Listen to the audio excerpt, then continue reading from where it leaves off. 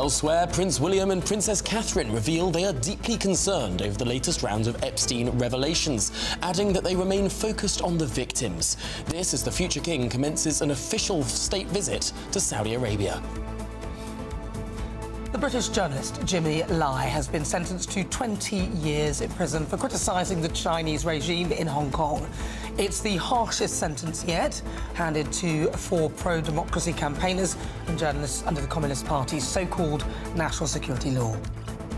Meanwhile, MPs are due to vote on spending up to £39 billion of taxpayers' money to renovate our crumbling parliament. But that's, adjusting for inflation, 93 times what it cost to build the place in the first place. Well, has this project, awash with net zero and disability access mandates, become an unaffordable white elephant? An affront to greatness, to the greatness of America. That's how Donald Trump described the Super Bowl halftime show by Puerto Rican musician Bad Bunny. Find out why later on in the show. And with those sky-high student loan interest repayments, we're looking at why some young people are turning to apprenticeships. Well, to mark National Apprenticeship Week, I'm on a construction site in Warsash and I'm going to be chatting to electricians and apprentices here about the skills gap in Britain.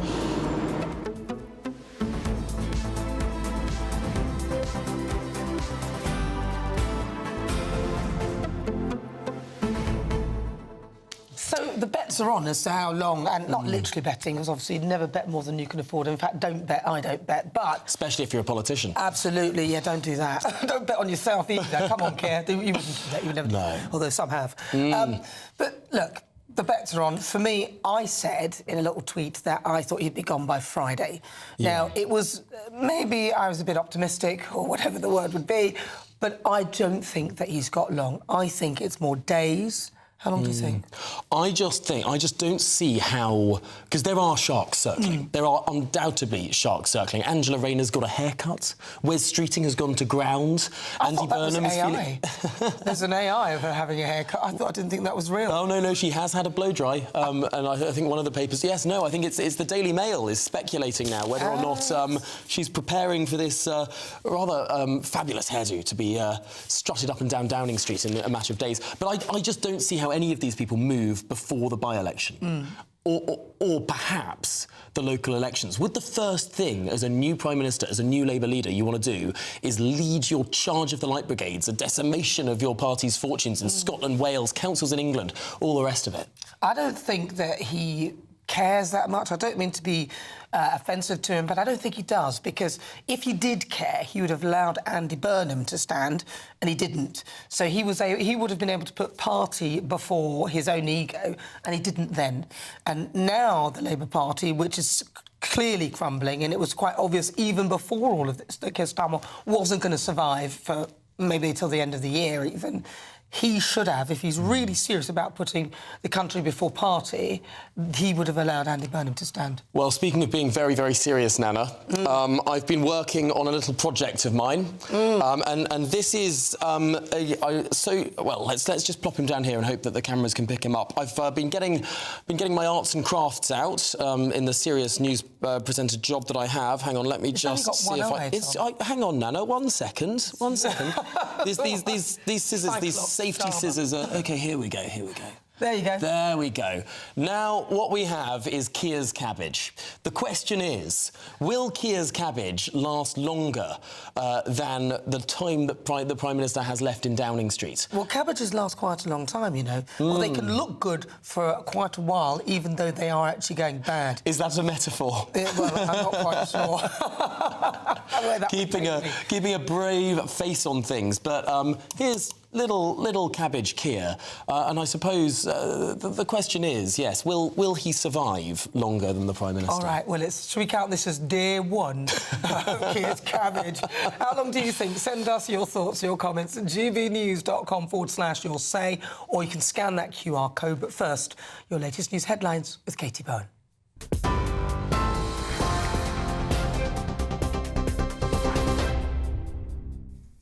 Tom, Nana, thank you and good afternoon. The headlines at 5 minutes past 12. In a breaking update this hour, Sir Keir Starmer's Director of Communications, Tim Allen, has stepped down. It's the second resignation from Number 10 within 24 hours. In a statement, Mr Allen said that he was standing down to allow a new team to be built in Downing Street, wishing the Prime Minister and his team every success. The Prime Minister has told his staff this lunchtime that they must prove that politics can be a force for good, vowing to go forward with confidence as we continue changing the country. Yesterday, Sir Keir Starmer's Chief of Staff, Morgan McSweeney, resigned, saying he takes full responsibility for advising the Prime Minister to appoint Peter Mandelson as US Ambassador, despite being warned about the peer's ties to convicted paedophile Jeffrey Epstein. Sir Keir Starmer is set to address Labour MPs later today amid growing pressure on his premiership. The leader of the opposition, Kemi Badenoch, spoke to GBNews a short while ago. This is a full-blown crisis in Downing Street.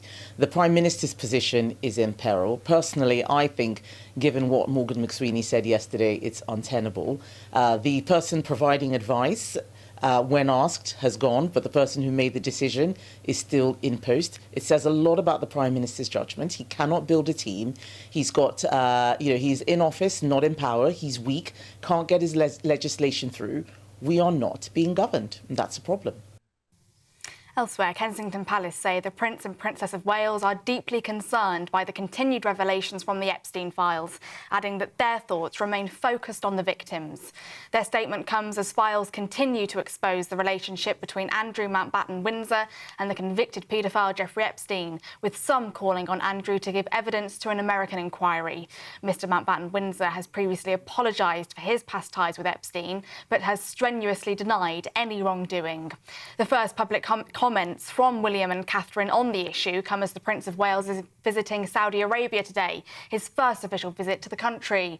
Also today, His Majesty the King is in Lancashire. More on that visit as we get it. In other news, the Foreign Secretary has called for the release of Jimmy Lai on humanitarian grounds after the British pro-democracy activist was sentenced to 20 years in jail by a Hong Kong court.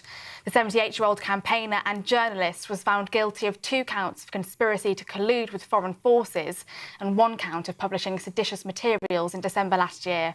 Mr Lai has been detained since late 2020. He denied all of the charges against him. Yvette Cooper has described the sentence as tantamount to a life sentence, pledging to engage further with authorities in Hong Kong. The sentence comes after the Prime Minister's visit to China at the end of last month. The Met Office has issued a weather warning for heavy rain, with a forecast potentially leading to widespread flooding and travel disruption. The yellow rain alert is now in place, with the warning area covering parts of southern England and Wales.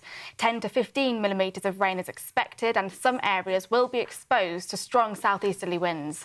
104 flood warnings are in place, mostly covering the southwest and the Midlands. The Prime Minister has vowed to unlock opportunities for young people across the country at the start of National Apprenticeships Week. The government is set to pilot a university clearance-style system for apprenticeships, where near-miss applicants who don't secure their top choice will be redirected to similar opportunities in their area. Firms across the country have announced a range of new training placements to mark the launch of the week. And Stan Ford, a veteran who survived the D-Day landings, has died at the age of 100. Mr Ford, who was from Bath, suffered life-changing injuries when he was aboard HMS Fratton as it was sunk off the Normandy coast on the 18th of August 1944. He's been described as a man who lived a life of profound service and courage, and who dedicated himself to keeping alive the memory of his fallen comrades. Those are your latest GBNews headlines. A quick look at the markets. Cheers Britannia Wine Club proudly sponsors the GBNews Financial Report. The pound will buy you $1.3615 and €1.1472. The price of gold is £3,678.23 per ounce, and the FTSE 100 is at 10,360 points. Cheers Britannia Wine Club proudly sponsors the GBNews Financial Report.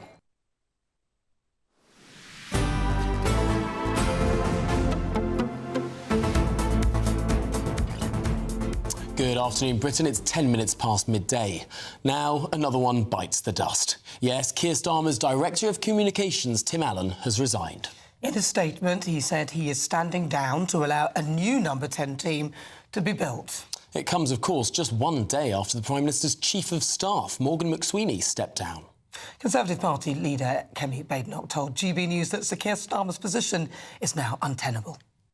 This is a full-blown crisis in Downing Street.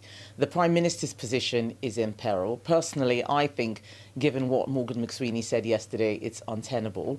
The person providing advice, when asked, has gone, but the person who made the decision is still in post. It says a lot about the Prime Minister's judgment. He cannot build a team. He's got, he's in office, not in power. He's weak, can't get his legislation through. We are not being governed, and that's a problem. Well, of course, the Prime Minister is under even more pressure as he prepares to personally face Labour MPs later on today. Well, we're now joined by Labour MP for Hales Owen, Alex Ballinger. Alex, this is very bad, isn't it, for the Labour Party? How bad is it, in your view? Good afternoon. And of course, when we're talking about this, we should, of course, remember the victims of Epstein's crimes, all those young women and girls who were trafficked and abused over so many years, which is why so many of us in the Labour Party are so angry with Peter Mandelson, angry that he continued that relationship, and angry about the alleged leaking of information that he seems to have been involved in with Jeffrey Epstein. So it is extremely serious.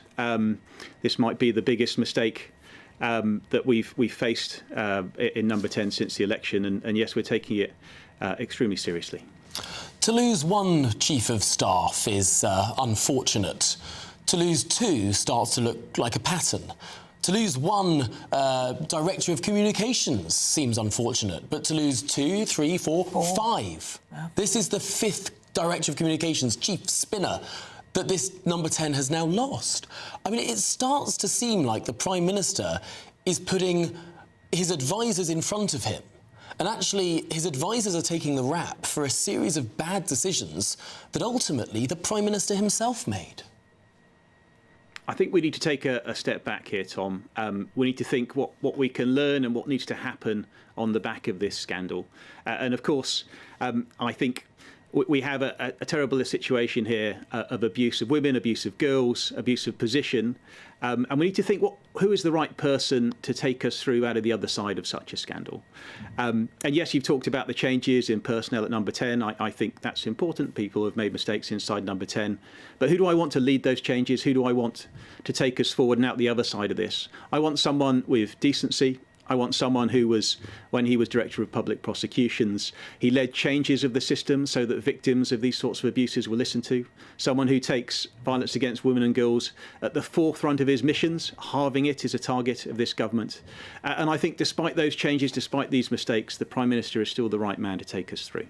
Well, I guess, which is why it's kind of ironic that he was prepared to take on somebody who was friends with somebody who a paedophile who kind of abused women and girls. And I think this is the problem, that it feels completely untenable. Do you not think that the Prime Minister's position right now is untenable? So I'm on the Foreign Affairs Committee. We looked at the process for appointing Mandelson. We made lots of recommendations before he became the US ambassador that there should be a public hearing, that we should have an opportunity to test some of these relationships, including with Epstein. That wasn't taken forward. I think subsequently the level of his involvement, the level of potential alleged crimes that have come out afterwards is different to what the Prime Minister would have had before. But even so, I still think this was the wrong decision. You can understand, I think some people might look at it, somebody that associates in the same circles as Donald Trump, someone with that very unconventional setup. When we have that type of president, why number 10 were thinking that Mandelson might be the right person. But it clearly was a mistake. Whether that mistake is serious enough for us to go through the very messy and very difficult process of a leadership election right now, I don't think that's the case. But we've been saying on the Foreign Affairs Committee and otherwise that there should have been a different process for how he was appointed. But of course, it's not just an issue with Peter Mandelson. There's another appointment that this Prime Minister has made in the last few weeks, which is ennobling a man called Matthew Doyle. He was the previous Director of Communications at Downing Street. Now, he went and campaigned for a candidate in Scotland who was charged with possession of child sexual abuse material. He was later convicted. This was known about when Matthew Doyle, who campaigned for this criminal, campaigned for him and then later was appointed to the Lords. I mean, it seems a remarkably similar situation where the Prime Minister appoints someone who, on the face of it, was friends with a paedophile, not once, but twice. So I'm not familiar with that case, Tom, but I think there are definitely You haven't been reading the investigation in the Times? I haven't seen that investigation, no, Tom. But I do think the way that Lords are appointed, the way that we go through the system of all sorts of senior appointments across the country, in an ambassador's case with Peter Mandelson, there are other senior ministers, that there needs to be a look at the way that is done. And now, yesterday, Gordon Brown made a series of proposals, I think it was on Saturday, on the way that we clean up those appointment systems, on the extra scrutiny that needs to be delivered, and the way that lobbying is done inside the House of Commons and the Alex, House of Lords. I'm surprised that you haven't read... This is a big story, and you've come on to defend the Prime Minister. I'm surprised that you're unaware that the Prime Minister appointed his previous Director of Communications to the Lords, and there is a massive scandal around that. I'm sorry, clearly I haven't done my research in this case, but no, I wasn't aware of that that situation. What I am aware of, Tom, is the fact that there are too many people in the House of Lords that are causing problems. You may remember under the Conservative government there was a number of people, Russians who were appointed, or others that have gone through lobbying scandals, and I think there needs to be a process similar to what we have in America, which is these public confirmation hearings whenever we have these kind of senior appointments. So all of this stuff can be out in the open, it can be seen by the public, it can be seen by journalists, it can be tested, rather than happening behind closed doors, which leads to the sort of mistakes that we've seen over the last few days. Well, Alex, look, you said it yourself. You were in the Foreign Affairs Committee. You suggested that they look more into Peter Mandelson, and they chose not to. So there is a system in place. It just looks to me like very bad judgment in the case of the Prime Minister. Alex, sadly, we do have to leave it there. We do appreciate you coming on. That's Alex Ballinger. He's the Labour MP for Halesowen. Thank you so much. Well, we're now joined in the studio by the political strategist, Peter Barnes. Peter, I want to show you a video, actually. And this is when the Prime Minister, Keir Starmer, was campaigning to become leader of the Labour Party in 2020. He had something very particular to say about leaders who don't take the rap for things their staff have done. Let's take a listen. I had 8,000 staff for 5 years as the Director of Public Prosecutions. And I acted, I hope, in the right way with them, which is when they had victories, I celebrated on their behalf. I picked up awards on their behalves. And when they made mistakes, I carried the can. I never turn on my staff, and you should never turn on your staff. No. You should never turn on your staff. How many staff has Keir Starmer now sacked or forced out? It's ridiculous, isn't it? But you have to admit, if you believed anything that came out of Keir Starmer's mouth, then I can't help you at this point. You must need medical attention on a daily basis, because this has all been... the real thing on trial here is actually Keir Starmer's ability to make a decision. It's his acumen, it's his political antennae, because he, frankly, doesn't have one, which is staggering for a man who's risen to this height, and to have no political skill is a skill in itself, if I'm being brutally honest, because nobody survives this level of scandal, either just by sheer accident. But I do think you're right, Tom, though. He's used cabinet secretaries, advisors, his staff, the party itself as a shield. And I heard you earlier, and I thought this was a really good point, where he said he's just got to be stood there on his own at some point. And I think that is kind of the point, is when he was campaigning to be Labour leader, he said everything to everybody, and then when he got into power, they all like, it's time to pay up. And he went, I can't do that, I don't know what I'm doing. And then, you know, he had his little friend Morgan McSweeney. Now he's gone, because I've always said we've been living through McSweeneyism. We've not been living through Starmerism, because there's no such thing. He's so much of an empty vessel, and Morgan was really driving the show behind the scenes. So now he's gone. I think this is a real moment for the number 10, but it's interesting who they've kind of the positions inside it, because with Tim Allen going as well, I think it is one of those kind of situations where they're putting things into pods. So I think they're going to battle this out, because what you do is you have your kind of disclosure, the one that deals with Parliament, the one that deals with the process, and then you have your politics side of things, because this story is not about politics anymore, it's about that process. It's who said what, when, and who knew what, and who said it's that kind of stuff. Well, you can't trip it up. And also there's the hard barriers of the police investigation. There's a lot to go here. So actually, I don't really blame the director of comms for walking away. I'd have probably walked away from this because this is just radioactive. This is like Chernobyl levels of radioactivity at the moment, and it is rather entertaining to watch because a lot of us said this was going to happen because this number 10 makes the Boris years look like the most perfect, happy families you've ever seen. It is absolutely amazing to me. But again, the story in the background really is two things. It's Keir's acumen, and it's also this document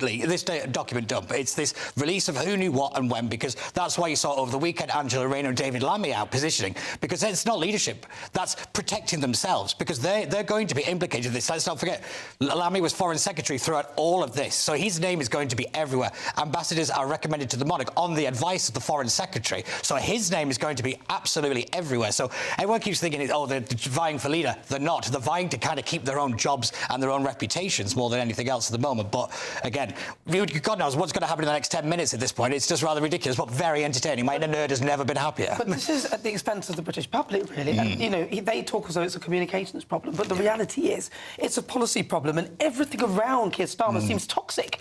The Chagos deal, the Prime Minister for the Chagos was found with a suitcase of money with British visas. Do you know what I mean? Yeah. Everything. Keir Starmer, a book.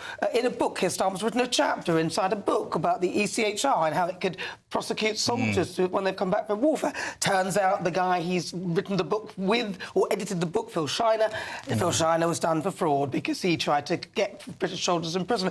Every single thing that he touches, there seems to be some sort of dark avenue. Yeah, because this is the thing, isn't it? Is he complicit in it, or just willfully naive, wandering around like some Walter Mitty situation, and he doesn't really know what's going on around him? I'm starting to think it's actually the latter, because I don't think he's got the acumen to be that Machiavellian. But we'll have to wait and see. But I do think it is interesting that all of this could have come out during the general election if, you know, we'd have actually scrutinised the Labour Party, if we'd actually put Keir Starmer through the ringer. But obviously you had the dumpster fire of the Conservatives, the rise of reform, so everybody's attention was everywhere. But I do believe that a lot of these things should have come to the surface whilst he was leader of the opposition and while the general election was going on, because, you know, we could have prevented a lot of the trouble. OK, well, Peter Barnes, thanks indeed for coming in and dissecting, in your words, the dumpster fire that we are currently living through. Some people feel very sorry for Keir Starmer, though, because he would say that probably a lot of this he's trying to do the best for the British public, but I don't know.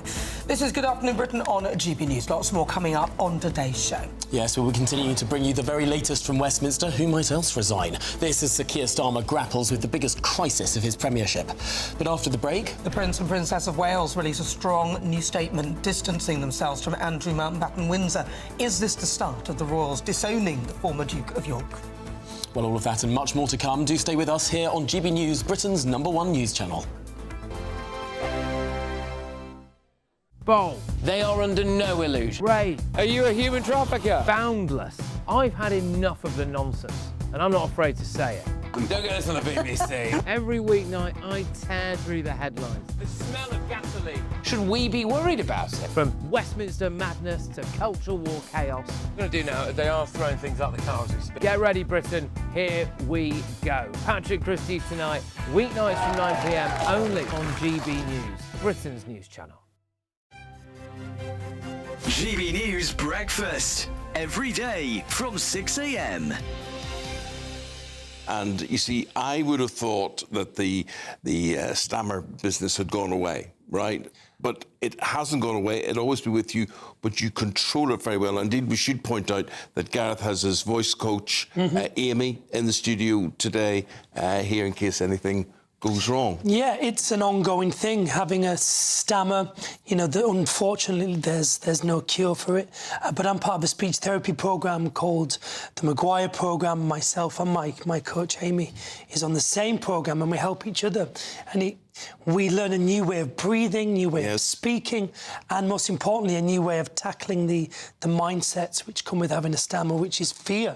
This is my most fearful situation. But, my friend, when you get up on that stage and you put a microphone in your hand and you sing, are you worried about it then? Does it manifest itself then? No, I mean, every time I sing, or, you know, I've done big West End shows where I've had to act and, you know, read pages of dialogue. It's just not an issue because I adopt a different persona. I'm not me.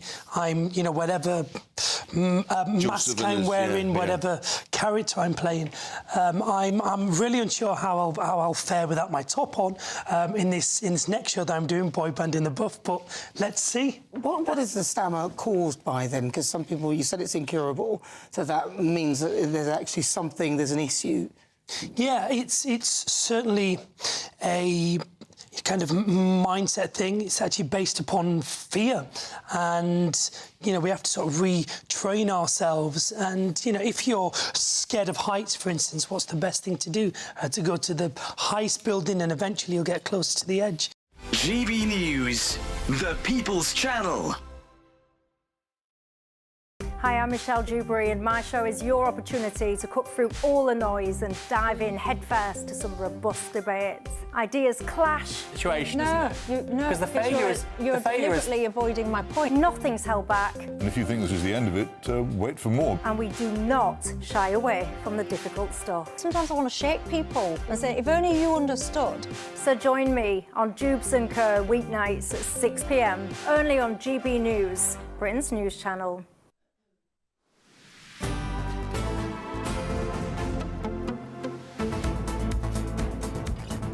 Good afternoon, Britain. It's 26 minutes past midday. Now, Prince William and Princess Catherine have issued a statement regarding Andrew Mountbatten-Windsor and Jeffrey Epstein. A Kensington Palace spokesperson said the Prince and Princess of Wales have been deeply concerned by the continued revelations. Their thoughts remain focused on the victims. Well, joining us now is the royal commentator Richard Palmer. Richard, this statement was released to the press just ahead of a very important visit for Prince William. Yes, and I think the real purpose of it was to try to clear the decks before William arrives in Saudi Arabia. I think the palace was aware that reporters felt that they needed to start asking him questions about this scandal. And I think we've seen this before. I can remember being in Boston 2 or 3 years ago when William and Kate went, and there was a big controversy just starting about some alleged racist comments made by a lady in waiting. And the palace made a statement about it before William and Kate arrived to try and say, look, we've dealt with that now. Whether that's going to work this time remains to be seen. From what I've heard, some of the journalists out there still feel that they need to hear from William and need to hear what he has to say about his uncle. And the rest of the family, that branch of the family as well, I have to say.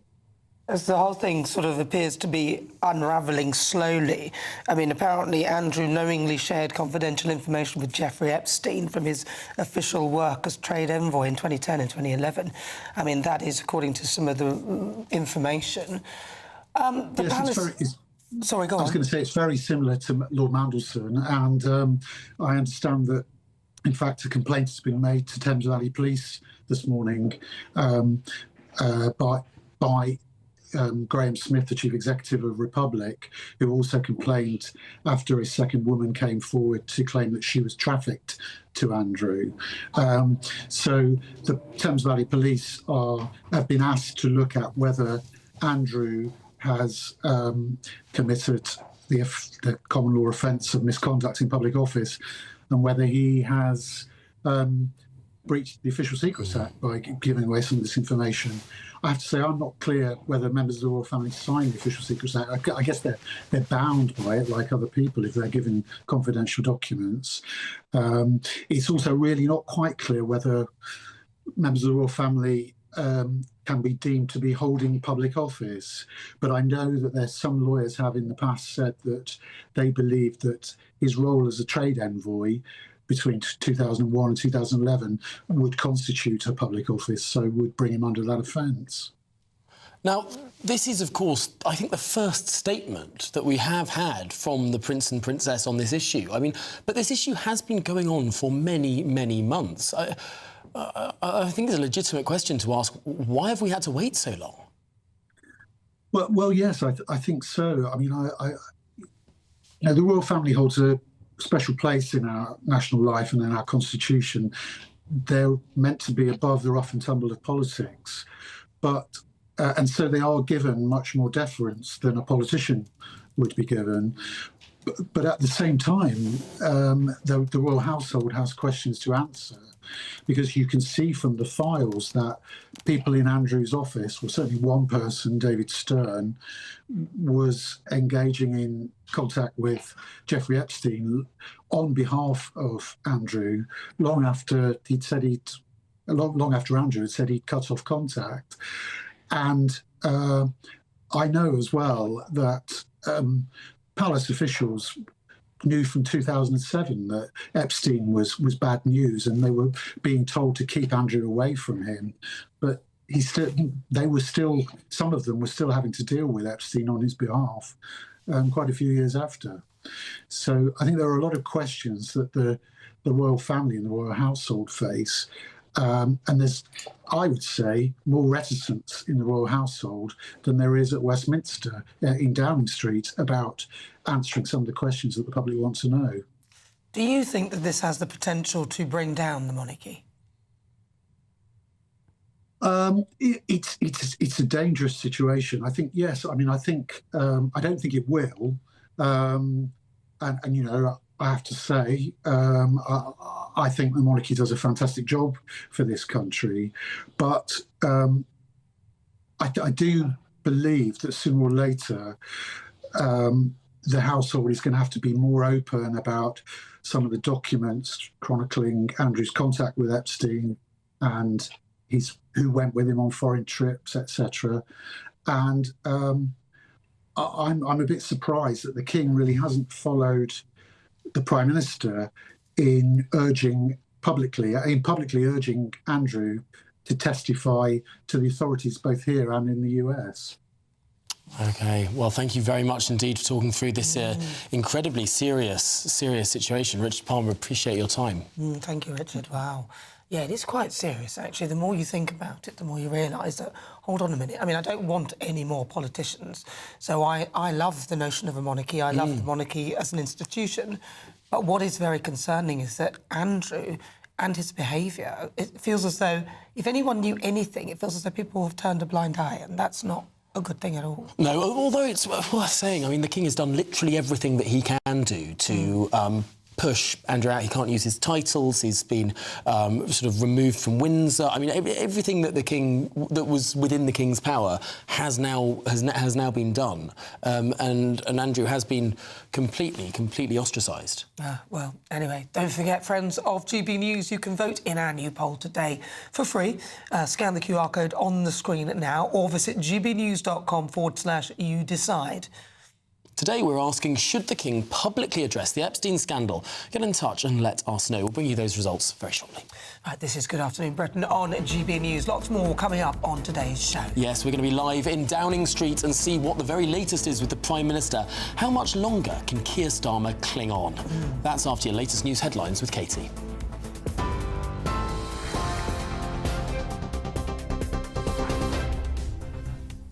Good afternoon. The headlines at 12:33. Sir Keir Starmer's Director of Communications, Tim Allen, has stepped down. It's the second resignation from Number 10 within 24 hours. The Prime Minister has told his staff this lunchtime that they must prove that politics can be a force for good, vowing to go forward with confidence as we continue changing the country.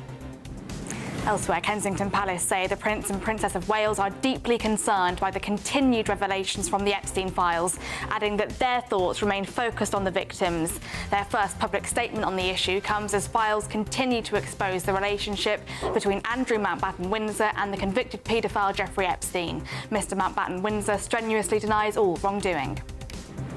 The Foreign Secretary has called for the release of Jimmy Lai on humanitarian grounds after the British pro-democracy activist was sentenced to 20 years in jail by a Hong Kong court.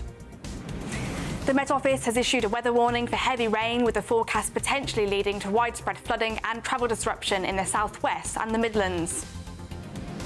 And Stan Ford, a veteran who survived the D-Day landings, has died at the age of 100. Mr Ford, who was from Bath, suffered life-changing injuries when he was aboard HMS Fratton as it sunk off the Normandy coast on the 18th of August 1944. Those are the headlines for now. More news at the top of the hour. You can now watch GB News live across the United States of America and the world on Truth Plus. Scan the QR code to find out more, or visit gbnews.com/truth.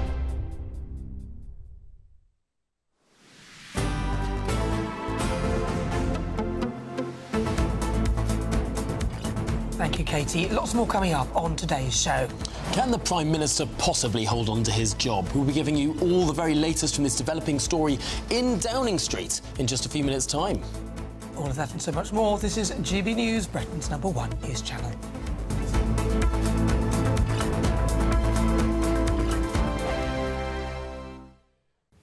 Hi there and welcome along to the latest update from the Met Office for GB News. Surprise, surprise, more cloud and more rain for many of us today. Always wettest in the southwest, continuing the theme we've seen during the last few weeks and indeed months. Low pressure once again to the southwest of the UK, pushing a weather front in, turning things persistently wet across the southwest of England into South Wales, and more rain to come for Northern Ireland as well as central and eastern Scotland. There will be some drier weather for a few locations, the Midlands, East Anglia and the southeast, at least through the afternoon. But it's a cloudy one for most of us. Temperatures up to 11 Celsius in the south, 8 or 9 further north, so not particularly cold, not feeling very pleasant either because of the wet weather that will be by this stage in the day, moving through parts of South and Mid Wales into central southern England. Rain warning in force because of the saturated nature of the ground towards the south and southwest. Staying damp in Northern Ireland, that rain pushing into the west and southwest of Scotland. The rain easing off briefly across eastern Scotland, best of any clear spells, the northwest. It's very breezy for the far north and northeast of Scotland, and it's going to be blustery further south as well, as further showers follow the main band of rain overnight. But there will be some drier interludes through the night, where we do get any clear skies. We'll see some dense fog patches by dawn, a gloomy picture as we start off Tuesday, extensive low cloud mist and some of those fog patches. Showers in the south and southwest first of all, and an area of more persistent wet weather affecting parts of northern England and Scotland, snow over the peaks. And that will continue throughout the day. The next band of rain swings in from the southwest, but this moves through quicker, so a short burst of rain into the afternoon, followed by further showers. Thank you for making us Britain's #1 news channel. Together, we have built something truly extraordinary.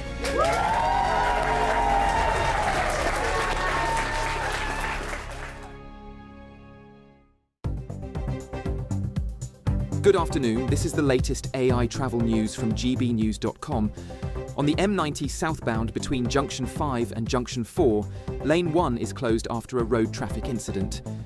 The A483 is shut in both directions from Newtown to Abermule following an incident. In Darlington, the A66 westbound between the A1027 and the A1150 has one of 2 lanes closed due to a broken down vehicle, with traffic expected to improve by 1:42 this afternoon. And on the trains, Avanti West Coast has disruption around Watford Junction, while cross country is disrupted at Cheltenham Spa. For more travel news, go to gbnews.com.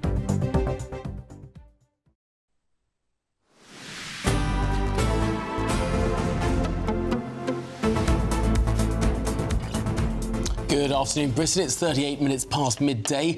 Now more chaos in Downing Street as the Prime Minister's Director of Communications, Tim Allen, quits, just a day after the Prime Minister's Chief of Staff, Morgan McSweeney, himself resigned. Well, as pressure mounts on Sir Keir Starmer, could he be next? Well, we're now joined by Conservative MP Neil Shastri-Hurst. Neil, all of this has really accelerated since Kevin Badenoch's exceptional questioning in Prime Minister's questions. How long do you think that Keir Starmer can cling on? Well, I think it's getting shorter and shorter by the day, and his position is becoming increasingly untenable. Look, let's see what's happened over the last 18 months. He's lost 2 chiefs of staff, he's lost 4 directors of communication by my account, and a number of ministers. It's always a case of blaming someone else for this, but ultimately the responsibility for Peter Mandelson's appointment as ambassador was with the Prime Minister and the Prime Minister's alone, and he's got to take responsibility from it. I think he's an honourable man, and I think if he looked at it, took a step back and looked at this deeply, he'd realise the damage this is doing, not just to trust by the public in politics domestically, but also to the brand of UK PLC internationally. Now, Neil, you're obviously in Parliament. You sit across the benches from the Labour MPs. You look into their eyes, you see their faces, you socialise with them. What's the mood amongst Labour MPs at the moment? Honestly, behind closed doors, away from the cameras, how are they feeling? How are they acting? I think they're incredibly downbeat. This is not the first time this government has been brought into chaos by their decision making. They feel they came into Parliament with this agenda for change and they're not seeing the reality of that in their constituencies. They've been marched up the hill on a number of issues. There's been U-turn after U-turn. And they're being asked for periods of time to defend the indefensible. And I think they are getting tired of doing so. They feel it's impinging upon their own integrity. And they're incredibly frustrated with how the number 10 machine has been operating. But really, though, as a Conservative opposition, wouldn't you rather that Keir Starmer stayed in place, seeing as he's that bad?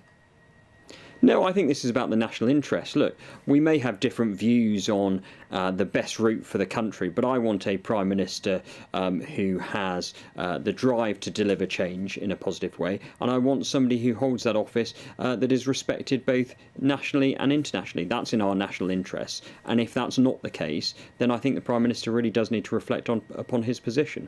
What do you make of what the people around Keir Starmer are saying, are continually saying at this moment in time? Number one, look at what happens in the gilt markets at the moment. I mean, the cost of government borrowing is rising with this political uncertainty. They worry that someone even more to the left of Keir Starmer could come in, go on a spending spree, and the cost of our national debt would balloon.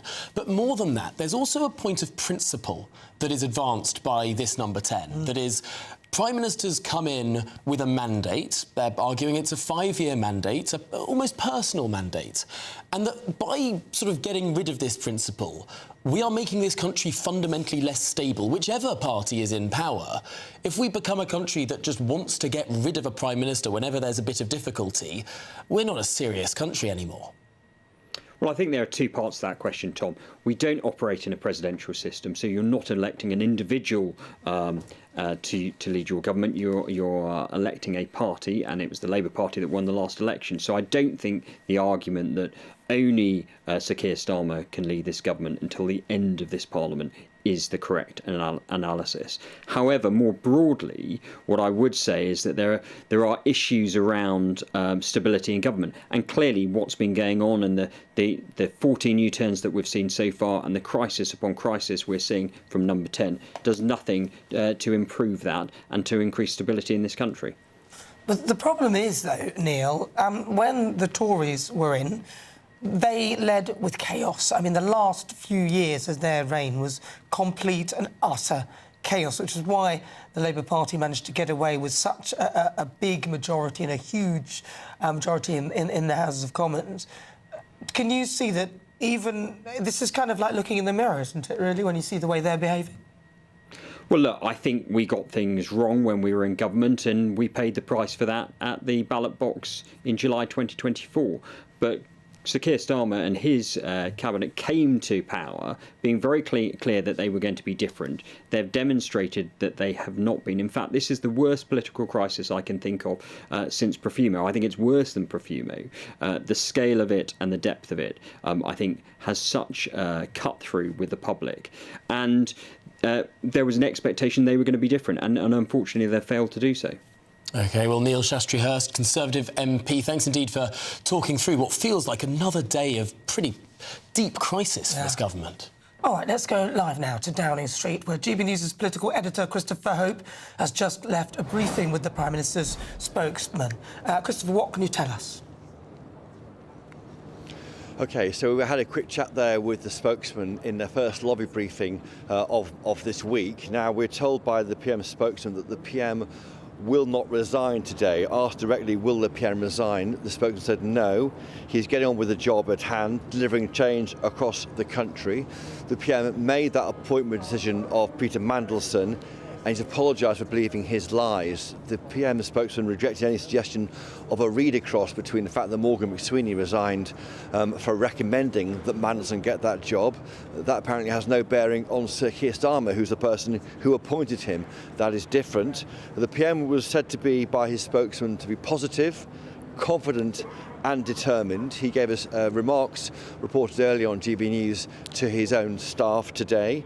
He was upbeat, confident in that speech. He spoke about how he was driven by public service, and that's how he addressed him. Now, asked if the Cabinet supports the PM unanimously, the PM spokesman said this: yes, he is focused on leaving the task of leading change. On resignation of Tim Allen, who's the Director of Communications, who has just resigned this morning, it's clear now that the team, it wasn't announced that he had resigned by the time the PM spoke to staff at around 10 a.m. We understand no more resignations are forecast today, and the government will set about quickly clearing up Whitehall in the wake of the Mandelson scandal. It's right that further action is needed. There'll be a statement from Darren Jones, who's the Chief Secretary of the Prime Minister, this afternoon, probably around 4:30 p.m, live on GB News. And don't forget, the PM is speaking to his own backbenchers at 6 p.m. All of this covered live for you on GB News. Elsewhere, worth noting what the government's saying now about these Prince Andrew trade envoy disclosures, reportedly in these Jeffrey Epstein files released by the Department of Justice, that the former Prince Andrew did disclose, share information which was sensitive with Jeffrey Epstein. The government says this: the PM has always been clear that anyone who's got information should be prepared to share that information in whatever form it takes with the Department of Justice in America or law enforcement in this country. So that is a suggestion that the police should be able to see access to what Prince Andrew shared, and that's going towards maybe Prince Andrew helping the police with inquiries over what was disclosed to them. We're not there yet, and simply Number 10 is saying that whoever has information should share it with the DOJ or law enforcement in this country. Well, Chopper, thanks indeed for being there on Downing Street for us. We'll speak with you again very, very shortly because there is much more to discuss. But thank you indeed. This is Good Afternoon Britain on GB News. Yes, lots more coming up after the break. It's National Apprenticeship Week, and our national reporter Isabel Fekulak has been speaking to young people who've shunned university and decided to go to vocational jobs. But here's the weather in Europe.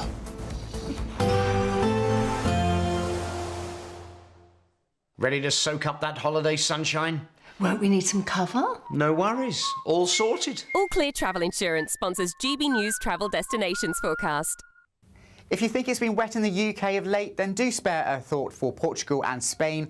Here we've got further very heavy rain on the way on Tuesday, particularly for Portugal, where flooding is a real concern. It will also turn very windy once again for a time. The central Med, though, seeing the driest conditions with a few brighter interludes for parts of Italy. The Balkans, though, Greece and Turkey will stay fairly unsettled and changeable with showers or longer spells of rain, perhaps even some thunderstorms for Santorini by the end of the week. Sunniest for Tenerife. All Clear Travel Insurance sponsors GB News Travel Destinations Forecast.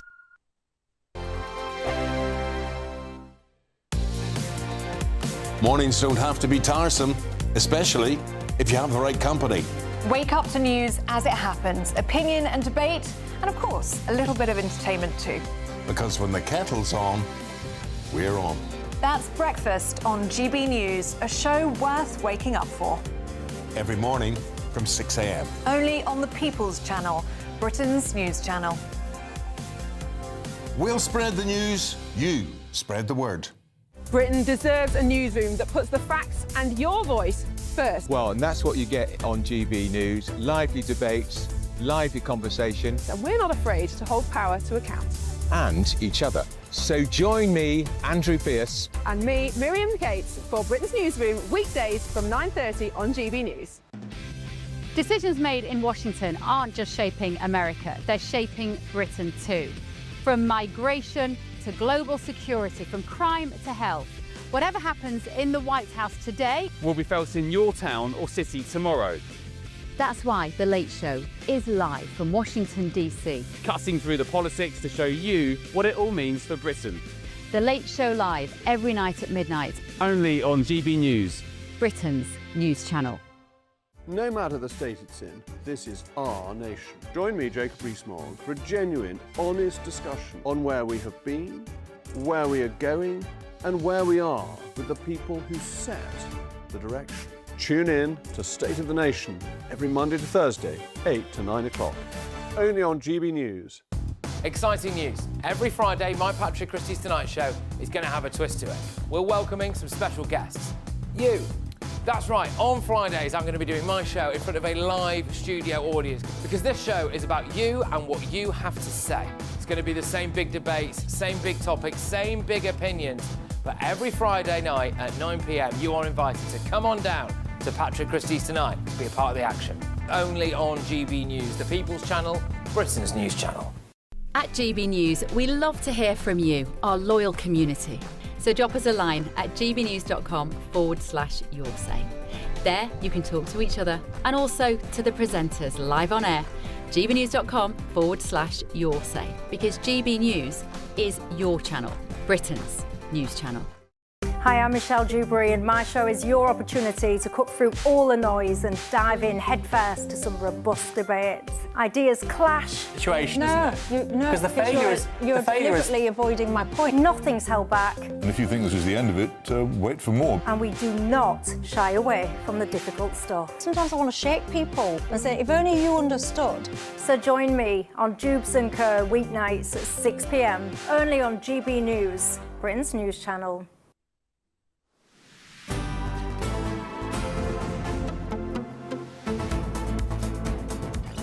Good afternoon, Britain. Joining us now from Warsaw is GB News South of England reporter Isabel Fekulak. Isabel, talk us through. What could you tell us?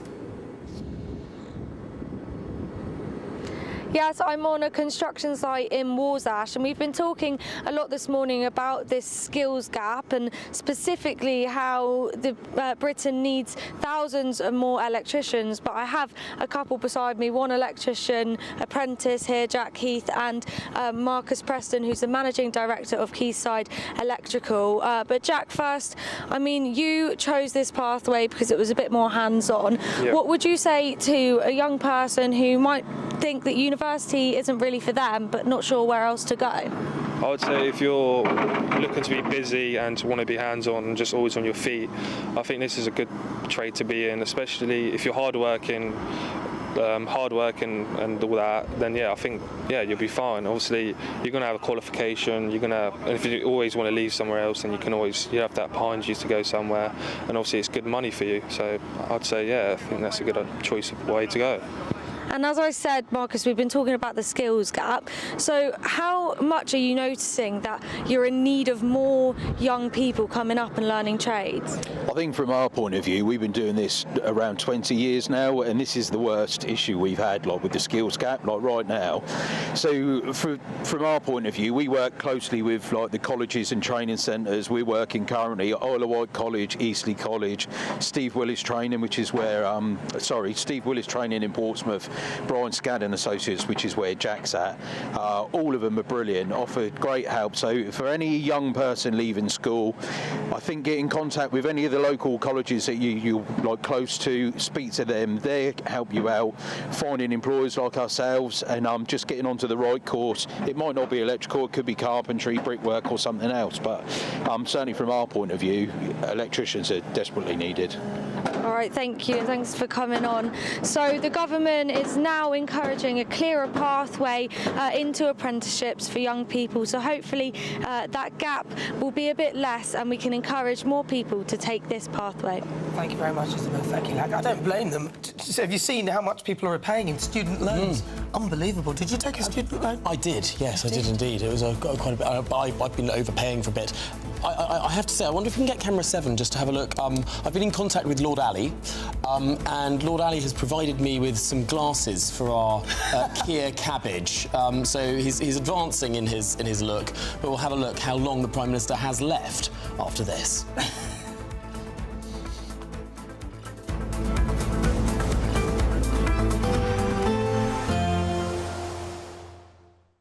Expect warm spells with the odd rude interruption. Box Boiler sponsors the weather on GB News. Hi there and welcome along to the latest update from the Met Office for GB News. Surprise, surprise, more cloud and more rain for many of us today. Always wettest in the southwest, continuing the theme we've seen during the last few weeks and indeed months. Low pressure once again to the southwest of the UK, pushing a weather front in, turning things persistently wet across the southwest of England into South Wales, and more rain to come for Northern Ireland as well as central and eastern Scotland. There will be some drier weather for a few locations, the Midlands, East Anglia and the South East, at least through the afternoon. But it's a cloudy one for most of us. Temperatures up to 11 Celsius in the south, 8 or 9 further north, so not particularly cold, but not feeling very pleasant either because of the wet weather that will be, by this stage in the day, moving through parts of South and Mid Wales into central southern England. Rain warning in force because of the saturated nature of the ground towards the south and southwest. Staying damp in Northern Ireland. That rain pushing into the west and southwest of Scotland. The rain easing off briefly across eastern Scotland, best of any clear spells, the northwest. It's very breezy for the far north and northeast of Scotland, and it's going to be blustery further south as well, as further showers follow the main band of rain overnight. But there will be some drier interludes through the night, where we do get any clear skies. We'll see some dense fog patches by dawn, a gloomy picture as we start off Tuesday, extensive low cloud mist and some of those fog patches. Showers in the south and southwest first of all, and an area of more persistent wet weather affecting parts of northern England and Scotland, snow over the peaks. And that will continue throughout the day. The next band of rain swings in from the southwest, but this moves through quicker, so a short burst of rain into the afternoon, followed by further showers. Expect warm spells with the odd rude interruption.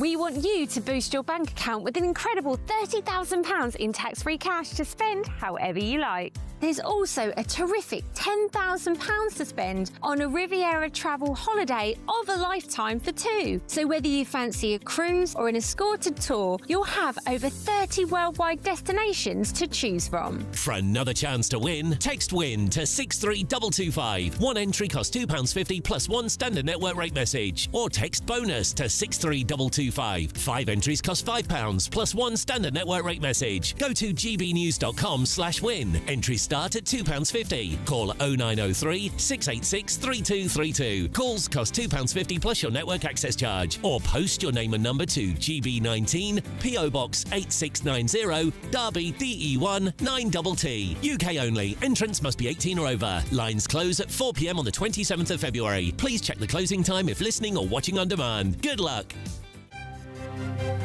GB News Breakfast. Every day from 6 a.m. I'm doing this for the blue light personnel. And I'm just saying that's the police. That is all military personnel, fire and rescue, nurses, prison wardens, you know, correct. so Correct. you're doing very well there. Oh, thank you. Thank you. I think they deserve. And in a moment where we have a very difficult economic climate, you know, I think that is the best thing I could do. And it's not for one day, it's for the rest of my working life. So, but they have, is there a free day today? Or so what's happening today specifically? Today, there is a lunch for hundreds of service personnel in Minori, in Hatchend, and it's free meals for all of them. That's lovely. As a sign of gratitude. And then going forward, it's a 15% discount, isn't it? That's correct. Put it in context for people who just sort of, to give a bit of history about who you are and who you've worked with and whatever. You began, was it the Savoy Hotel in London? I started at the Savoy. Did you rub shoulders with anybody famous there? Oh, a lot. Charlie Chaplin, Sophia Loren, Anthony Quinn. I could go on and on and on. But my very favourite was Charlie Chaplin. Yes. Really? Yes. That must have mean. I mean, he's a world icon, really. I mean, to have met him and. It's not met them. I built up an amazing relationship. Yeah. Mm-hmm. Yes. So what did you do? Were you a restaurant owner there, or were you working as a chef there? No, it's funny. I was a night luggage porter. Oh, really? And it was my choice to be a night. So you weren't a chef. GB News, the People's Channel.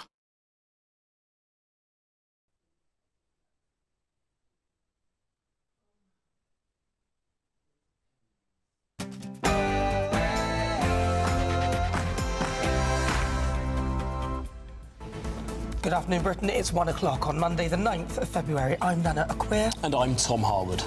Now, in the last 2 hours, Downing Street Director of Communications Tim Allen has resigned, all amid the Peter Mandelson scandal.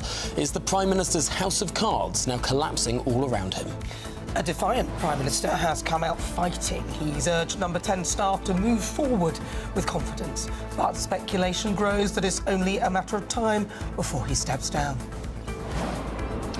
The Prime Minister will not be resigning today, that much is clear, but he speaks to MPs later today. What can he say to them to convince them he's the guy to lead them into the next election?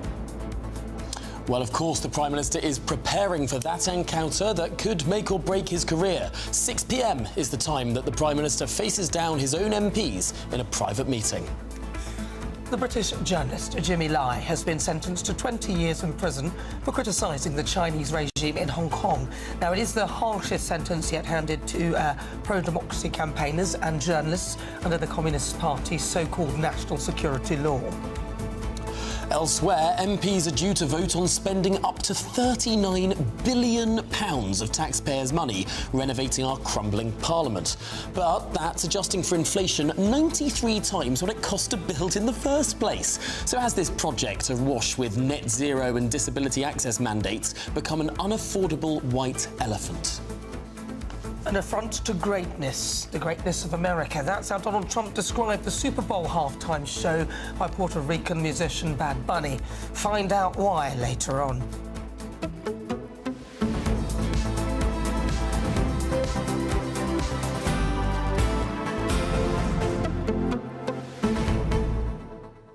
Starmer will now be recruiting his 5th Director of Communications and his 3rd Downing Street Chief of Staff. The man's been in office for barely a year and a half. What I find, it's disappointing from us as the public, because we want to even if you didn't vote for the Labour Party, you still want the government to run smoothly. You'll accept what needs to be accepted, you'll move on, and then if you don't like them, we'll all vote for someone else in the next elections if we're not happy with this. But what I don't like to see is this discombobulated government who are making decisions that nobody asked for. Winterfield, where did that come from? Digital ID, where did that come from? The farmers, well, they never said they were going to do that. All the things that they have done, they've backtracked on. So I don't just think it's a case of Keir Starmer making bad decisions and choosing bad people. I think it's actually the entire government, because even if he goes, we've got the others who want us to go further in the other direction. And frankly, who is Keir Starmer? We might now, for the first time, actually find out. Up until now, there was a joke in Westminster that Keir Starmer was sort of a vessel for a different political project. He was a man that sort of believed nothing, sort of had no political tribe or ideology, and he was sat at the front of the driverless Docklands Light Railway. Thinking he was the driver, but actually a guy called Morgan McSweeney, his chief of staff, was calling all the shots and pulling all the levers. Well, now Keir Starmer is still sat at the front of that driverless train, but there's no one even pulling all the levers because his chief of staff has been jettisoned. I mean, this is a real crisis for him. And anyway, his communications, they were pulling the wrong levers. They never made him look good. Everything they did was wrong. I actually agree that he should ditch them all and start again and find a new team. But unfortunately, this is number 5 with Tim Allen going. He's got to find a fifth person, and that's just ridiculous. It starts to raise a question, right, doesn't it? I mean, it could be the case that if you fire one sort of spinner, one director of communications, maybe the comms was bad and the product was good. After your 2nd, 3rd and 4th, you start questioning, well, is the product any good? No matter how good the spin you place on the thing, you can't polish a poo. Well, you're sort of entering the sort of Meghan Markle, Emma Raducanu territory, where they keep getting rid of people, thinking that it's going to improve their performance, and frankly, I'm not so sure. But what do you think? Do you think it is a communication error, or do you think it's totally wrong? How long would you give Keir Starmer? Your thoughts, your comments, gbnews.com/your say, or scan the QR code. But first, your latest news headlines with Katie Bowen.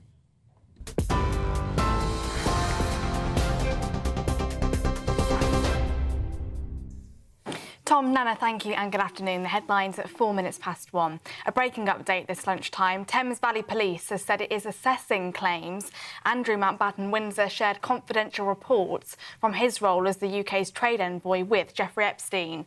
Emails released by the US Justice Department earlier this month appear to show the former Duke sharing reports of official visits to Hong Kong, Vietnam and Singapore. The development comes as Kensington Palace say the Prince and Princess of Wales are deeply concerned by the continued revelations from the Epstein files, adding that their thoughts remain focused on the victims. Mr Mountbatten Windsor has previously apologised for his past ties with Epstein, but has strenuously denied any wrongdoing. The first public comments from William and Catherine on the issue come as the Prince of Wales is visiting Saudi Arabia today, his first official visit to the country. Sir Keir Starmer's Director of Communications, Tim Allen, has stepped down. It's the second resignation from Number 10 within 24 hours. In a statement, Mr Allen said that he was standing down to allow a new team to be built in Downing Street, wishing the Prime Minister and his team every success. The Prime Minister has told staff this lunchtime that they must prove that politics can be a force for good, vowing to go forward with confidence as we continue changing the country. Yesterday, Sir Keir Starmer's Chief of Staff, Morgan McSweeney, resigned, saying he takes full responsibility for advising the Prime Minister to appoint Peter Mandelson as US Ambassador, despite being warned about the peer's ties to convicted paedophile Jeffrey Epstein. Sir Keir Starmer is set to address Labour MPs later today amid growing pressure on his premiership. His spokesman says the Prime Minister has the full support of his cabinet and that he won't resign today. The leader of the opposition, Kemi Badenoch, spoke to GBNews a short while ago. This is a full-blown crisis in Downing Street. The Prime Minister's position is in peril. Personally, I think, given what Morgan McSweeney said yesterday, it's untenable. The person providing advice, when asked, has gone, but the person who made the decision is still in post. It says a lot about the Prime Minister's judgment. He cannot build a team. He's got, he's in office, not in power. He's weak, can't get his legislation through. We are not being governed, and that's a problem. In other news today, the Foreign Secretary has called for the release of Jimmy Lai on humanitarian grounds after the British pro-democracy activist was sentenced to 20 years in jail by a Hong Kong court. The 78-year-old campaigner and journalist was found guilty of 2 counts of conspiracy to collude with foreign forces and 1 count of publishing seditious materials in December last year.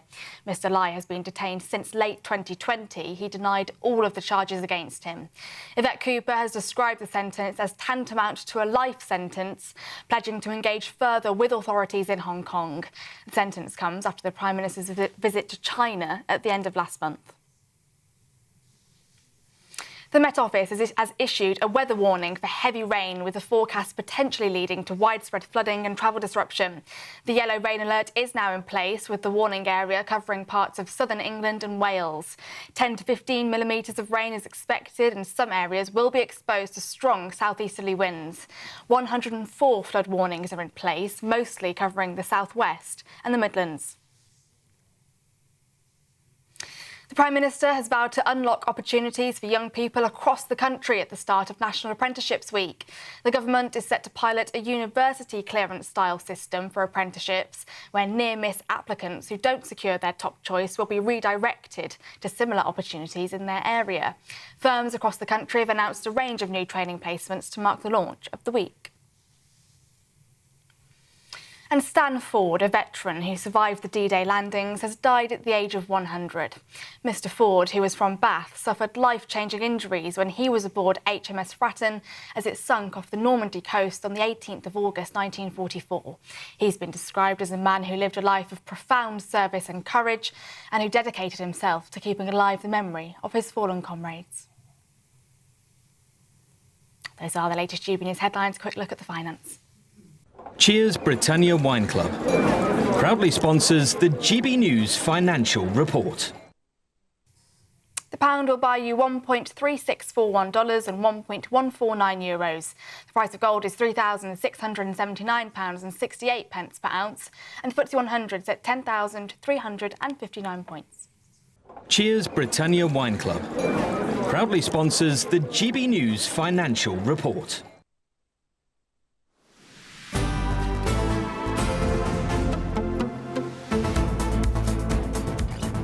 Good afternoon, Britain. It is 10 minutes after 1 o'clock and another one bites the dust as Sir Keir Starmer's Director of Communications, Tim Allen, resigns. In a statement, he said his resignation will allow a new number 10 team to be built. And it comes just one day after the Prime Minister's Chief of Staff, Morgan McSweeney, stepped down. Now, Keir Starmer is under even more pressure as he prepares to face Labour MPs later today. But I should say, we are now expecting a statement in around an hour's time from the leader of the Scottish Labour Party, Anna Sarwar. This is being reported by some news outlets.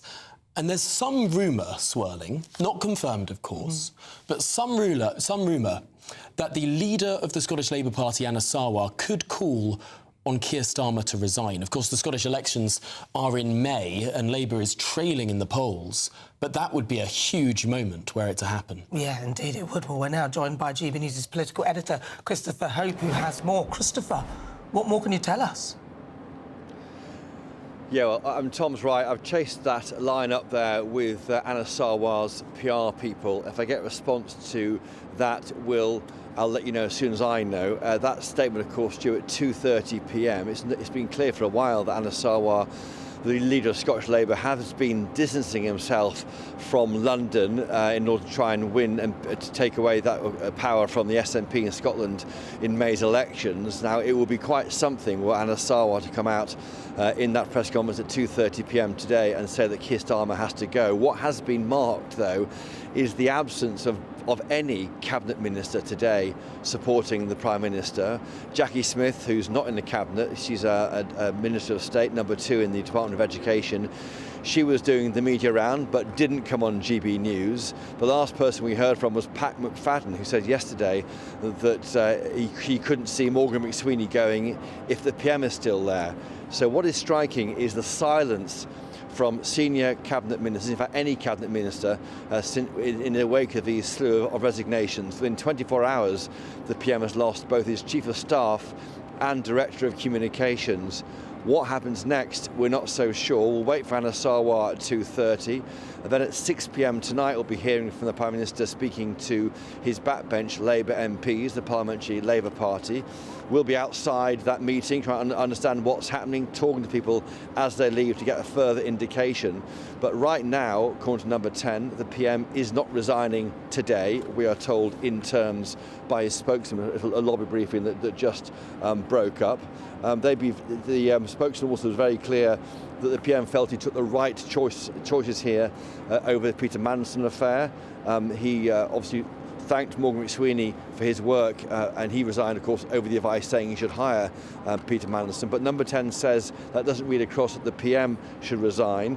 No, we're told he's getting on with the job in hand, delivering change across the country.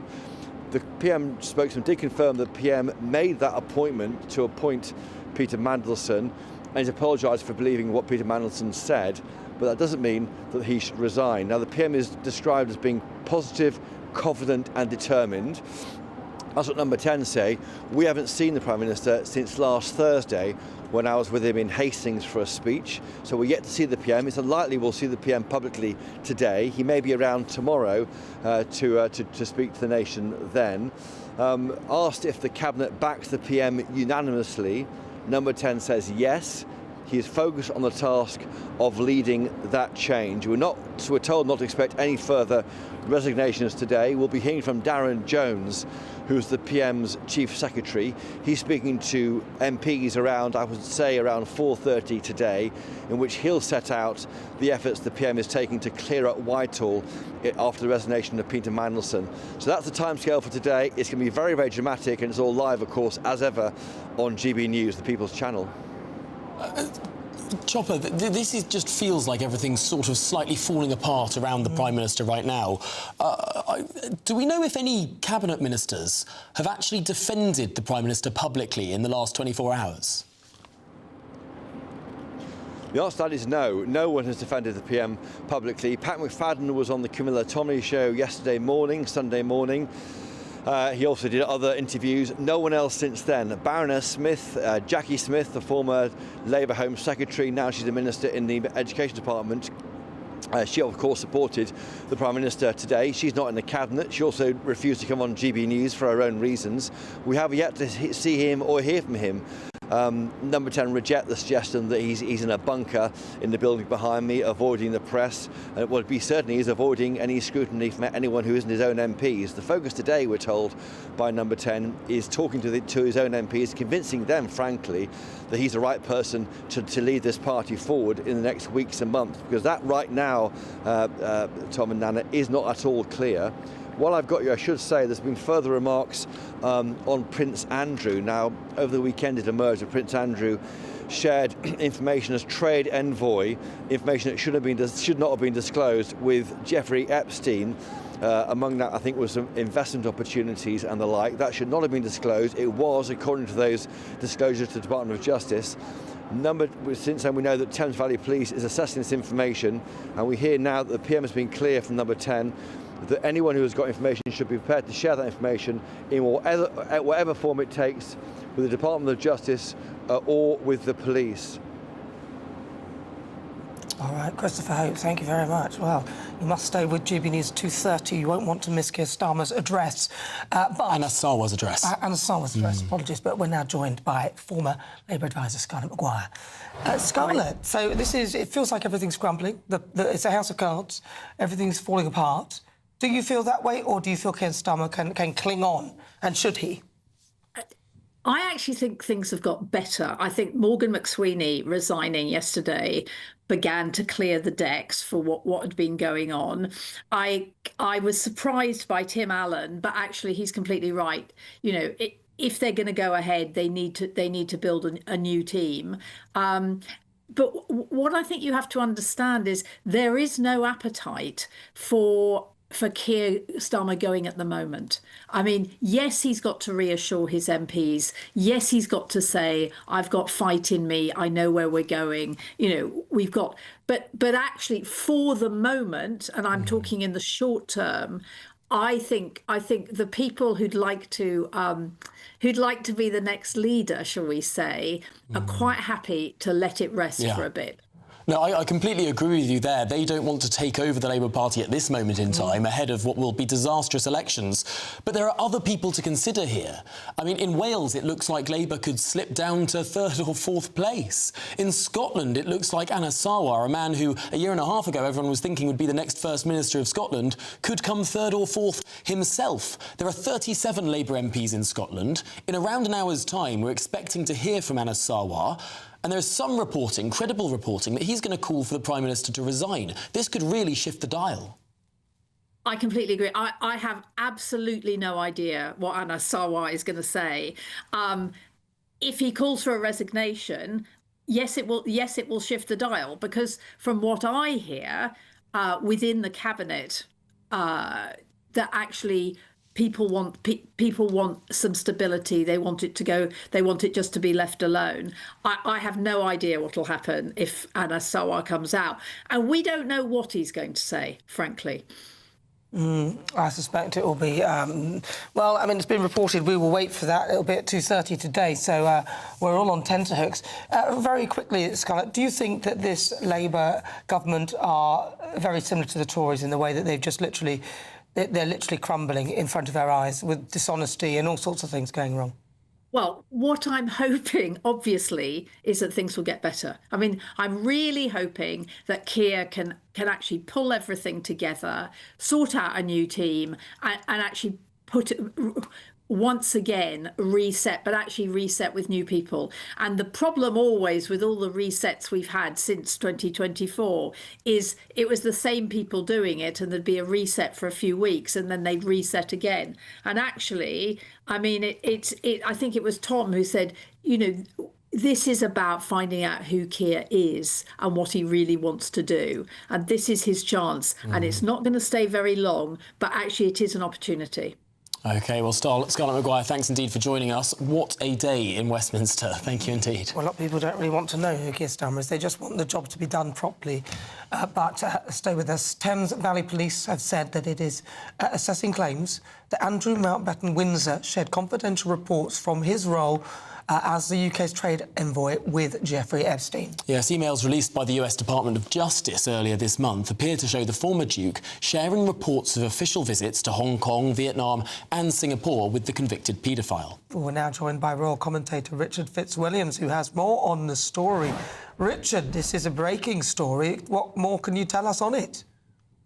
Well, this is something that was long suspected, that Andrew Mountbatten Windsor used his position as UK's Special Representative for British Trade for his own purposes. And there is, for example, that he shared any information with the deceased paedophile Jeffrey Epstein is absolutely scandalous. That he advised him, for example, on investment opportunities in Helmand, Afghanistan. I mean, this is clearly something that must be looked into. There are echoes here of what has happened to Peter Mandelson and what he was doing.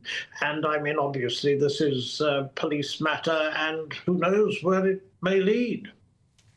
I mean, that's, I suppose, is the question, because what else can happen to Andrew Mountbatten Windsor? Now, of course, a private citizen, can't use his titles, is sort of kicked out of his dukedom, so to speak. I mean, could we really see the situation of him being arrested? I mean, could he serve time in prison? Well, I mean, potentially that is possible. It's well worth remembering that Thames Valley Police are looking into the allegation that Epstein trafficked a woman to spend time with him at Royal Lodge, for example. There is an accusation from the United States with reference to a stripper who was presumably, apparently linked to both Epstein and Andrew Mountbatten Windsor. And of course, one must bear in mind there's a great deal more to come out. So what we're doing is learning day by day, and it gets worse and worse. It really is an absolute cat's cradle on the one hand, because, I mean, you've got some bizarre images, some absolutely deplorable, horrible images. And also you've got, well, evidence not only that Andrew Mountbatten Windsor lied, and so did his ex-wife, Sarah Ferguson, who, I mean, very clearly this is the most ghastly form of entitled greed. But obviously, as you say, this could lead anywhere, and it's absolutely disgraceful, of course. He could testify before Congress to help the victims. And remember, we're talking about something like 1,000 or 1,200 survivors of Epstein's abuse. I think it most unlikely that he will, but what he might be forced to do, remember, Sir Keir Starmer has backed the idea that he should give testimony. Well, he might very well will face clearly an explanation to the police as to precisely what he was doing, really doing, as our representative for British trade. And also, there are several issues that may become legally sensitive, in which case, who knows what may happen. But I mean, there's absolutely no doubt that the most shocking lies have been exposed. Well, the thing is, Richard, he couldn't have done it alone, as in security detail, people around him, getting people into the palace. It's not that easy. So who else knew all about all of this that was going on, and who turned a blind eye? It'll be very interesting to find out. Richard Fitzwilliams, thank you very much. He's a royal commentator. Now, don't forget that friends of GB News can vote in our poll today for free by scanning the QR code on the screen right now, by visiting gbnews.com/you decide as well. Today we're asking, should the King publicly address the Epstein scandal? Currently, 54% of you have said yes, 46% of you have said no. Well, do stay with us on Good Afternoon Britain on GB News. Lots more still to come. We'll be bringing you the latest from Westminster, and when we have it, but after the break. A new report has exposed the eye-watering cost that we could be spending restoring Parliament. But is it actually necessary to spend tens of billions of pounds of your money on one building? Yeah, it's just too much. They can do it cheaper than that. Well, all of that and much more, you're with GB News, Britain's #1 news channel.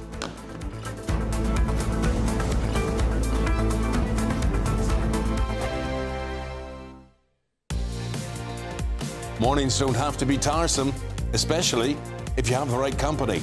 Wake up to news as it happens, opinion and debate, and of course, a little bit of entertainment too.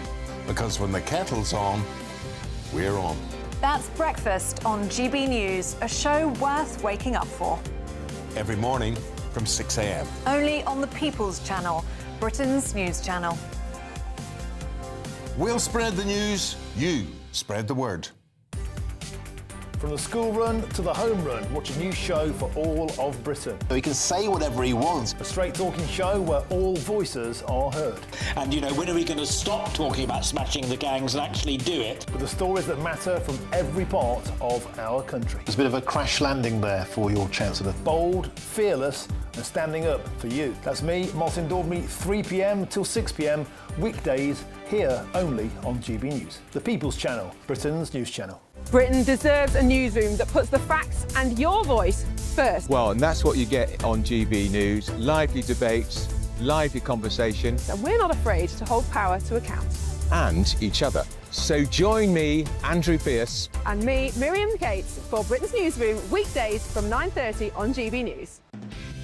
Decisions made in Washington aren't just shaping America, they're shaping Britain too.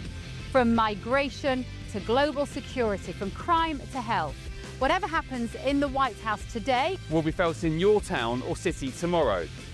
That's why The Late Show is live from Washington, D.C. Cutting through the politics to show you what it all means for Britain. The Late Show live every night at midnight. Only on GB News, Britain's news channel. No matter the state it's in, this is our nation. Join me, Jacob Rees-Mogg, for a genuine, honest discussion on where we have been, where we are going, and where we are with the people who set the direction. Tune in to State of the Nation every Monday to Thursday, 8 to 9 o'clock. Only on GB News. Bold. They are under no illusion. Ray, are you a human trafficker? Boundless. I've had enough of the nonsense, and I'm not afraid to say it. Don't get this on the BBC. Every weeknight, I tear through the headlines. The smell of gasoline. Should we be worried about it? From Westminster madness to cultural war chaos. I'm going to do now, they are throwing things out the car as we speak. Get ready, Britain. Here we go. Patrick Christie tonight, weeknights from 9 p.m, only on GB News, Britain's news channel. At GB News, we love to hear from you, our loyal community. So drop us a line at gbnews.com/yoursay. There you can talk to each other and also to the presenters live on air. gbnews.com/yoursay, because GB News is your channel, Britain's news channel.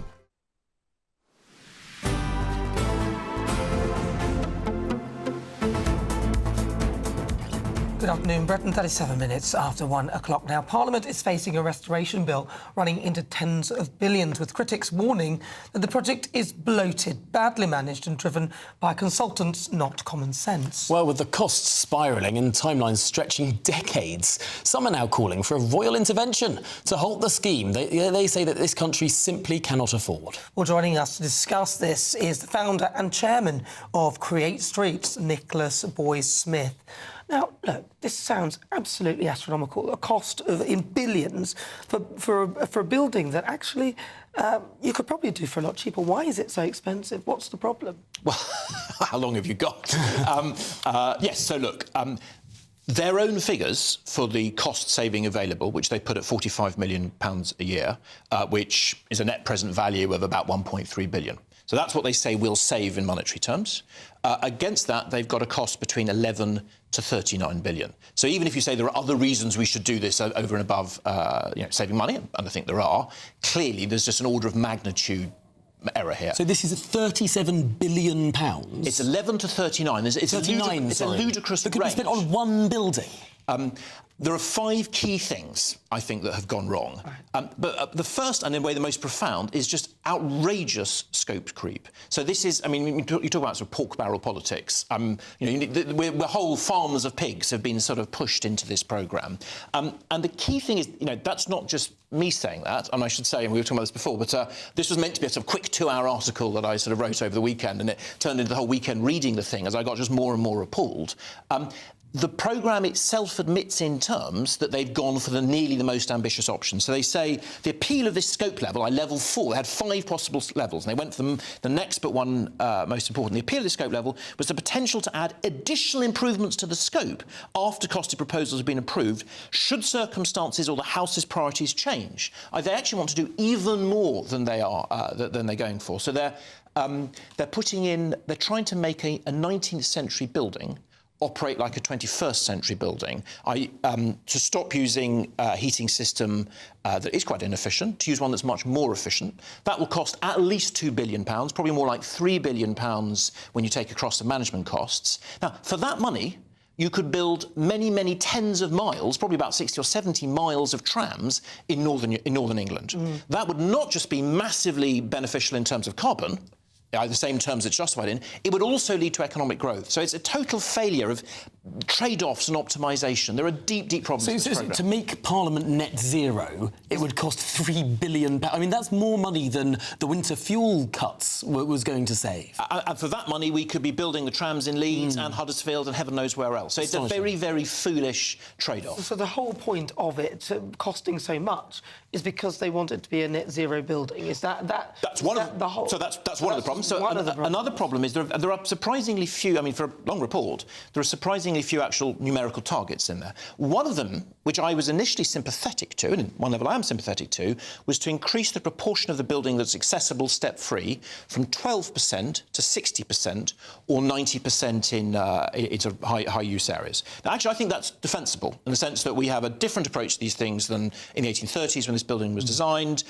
And we would expect a level of public access. So I think that's actually fair at one level. However, if you look at other parliamentary papers, which I did over the weekend, you find that they assert, and they have maps on this, that nearly all of the public areas, the main areas in the Houses of Parliament are already step-free, are already accessible. So this is spending billions of pounds to shorten the route to take if you're in a wheelchair, rather than... It's not that these places aren't accessible, it's that they want to make it slightly more accessible. They're also, and this I think is the sort of conceptual flaw, they're treating it, for that 12% figure, they're essentially counting as the same, the back of the most obscure corridor at the back end of the whole building on, floor 5 as the House of Commons. And they're treating that as the same and therefore justifying, again, more and more hundreds of millions. So the long and short of this is that the government's trying to sell this as, unless we do this, Parliament will burn down. Not true. And instead, what they're doing is they're adding in net zero costs, smashing up ancient 1,000-year-old steps to put in ramps for wheelchairs, doing all sorts of extra stuff that they needn't do. They do not need to do. It's very hard to be clear from the numbers. I went through them over the weekend. I would estimate that of the cost, and I say very high management cost as well, between 30 and 41%, much higher than is normal, I would estimate that about a third of them are genuinely necessary, about a third definitely aren't, and the rest I'm not so sure. All right. Nicholas Boyce-Smith, thank you very much. He's the chairman of Create Straits. Honestly, typical. They spend so much money on these things. They don't go and try and get the cheapest price like the rest of us. Yeah. That's how it should be done. Anyway. Well, this is Good Afternoon Britain on GB News, and there is lots more still to come, including we do now understand that the leader of the Scottish Labour Party, Anna Sarwar, is expected to call for Keir Starmer to resign. That in less than an hour's time now, live on GB News. But first, let's get your latest news headlines with Katie Bowen.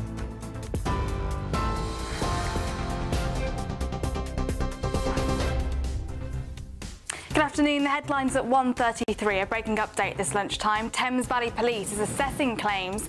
Andrew Mountbatten Windsor shared confidential reports from his role as the UK's trade envoy with Jeffrey Epstein.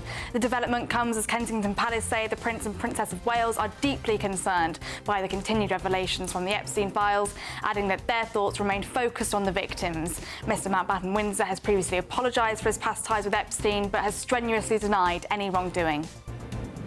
Sir Keir Starmer's Director of Communications, Tim Allen, has stepped down. It's the second resignation from Number 10 within 24 hours.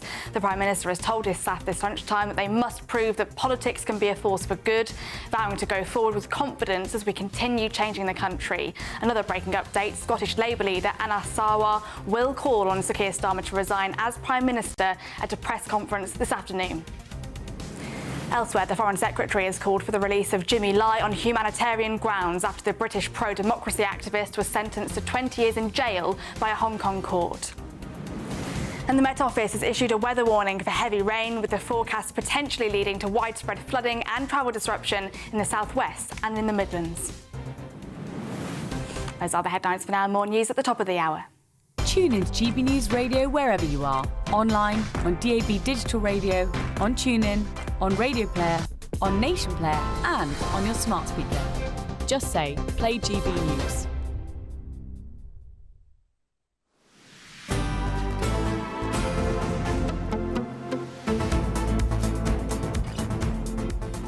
Well, thank you, Katie. Lots more still to come on today's programme. Yes, we are expecting the Scottish Labour leader to call for the resignation of Sir Keir Starmer. Now, we'll be bringing you that as soon as we get it. About now's time. Absolutely. A pretentious day in Westminster and beyond. All of that and much more to come. You're with GB News, Britain's #1 news channel. Hi there and welcome along to the latest update from the Met Office for GB News. Surprise, surprise, more cloud and more rain for many of us today. Always wettest in the southwest, continuing the theme we've seen during the last few weeks and indeed months. Low pressure once again to the southwest of the UK, pushing a weather front in, turning things persistently wet across the southwest of England into South Wales, and more rain to come for Northern Ireland as well as central and eastern Scotland. There will be some drier weather for a few locations, the Midlands, East Anglia and the southeast, at least through the afternoon. But it's a cloudy one for most of us. Temperatures up to 11 Celsius in the south, 8 or 9 further north, so not particularly cold, not feeling very pleasant either because of the wet weather that will be, by this stage in the day, moving through parts of South and Mid Wales into central southern England. Rain warning in force because of the saturated nature of the ground towards the south and southwest. Staying damp in Northern Ireland, that rain pushing into the west and southwest of Scotland. The rain easing off briefly across eastern Scotland, best of any clear spells, the northwest. It's very breezy for the far north and northeast of Scotland, and it's going to be blustery further south as well, as further showers follow the main band of rain overnight. But there will be some drier interludes through the night, where we do get any clear skies.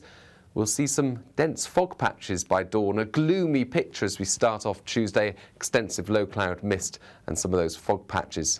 Showers in the south and southwest first of all, and an area of more persistent wet weather affecting parts of northern England and Scotland, snow over the peaks. And that will continue throughout the day. The next band of rain swings in from the southwest, but this moves through quicker, so a short burst of rain into the afternoon, followed by further showers. Thank you for making us Britain's #1 news channel. Together, we have built something truly extraordinary.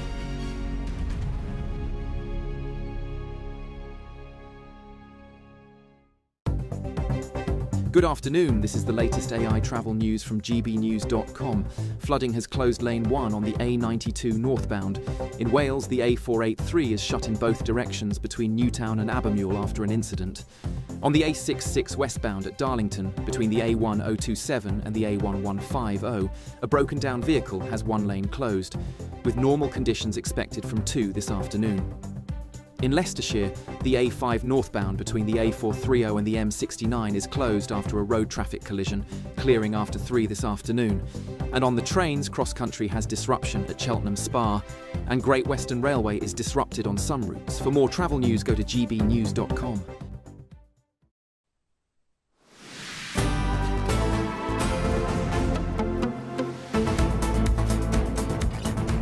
Good afternoon, Britain. It's 38 minutes past 1.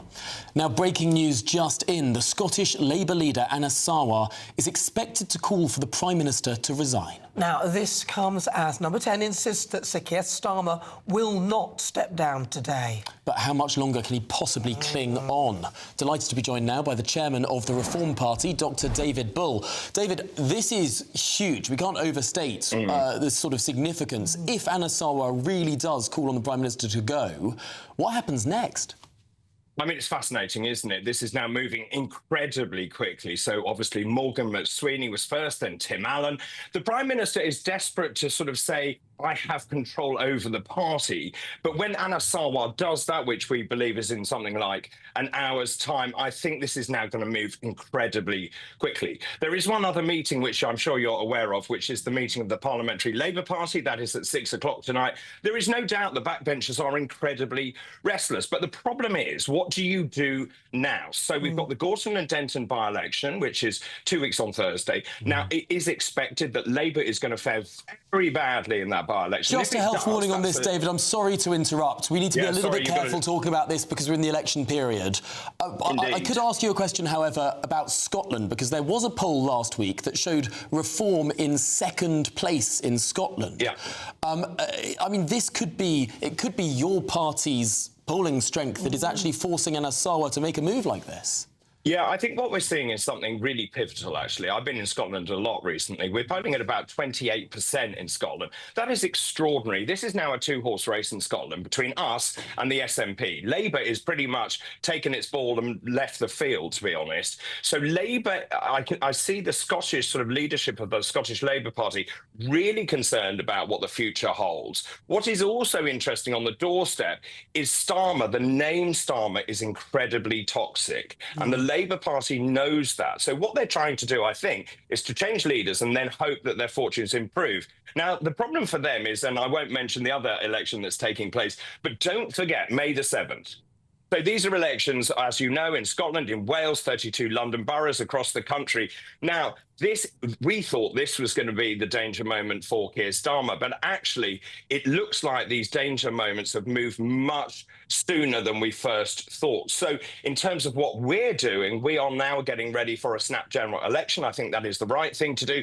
Very shortly, we will open the parliamentary candidate list, because actually I think it's fairly apparent that the people of the United Kingdom have had quite enough of this government with its no sense of ideology or direction. It really doesn't know what it's doing. And I would say today just cements the idea that Starmer has lost complete and utter control.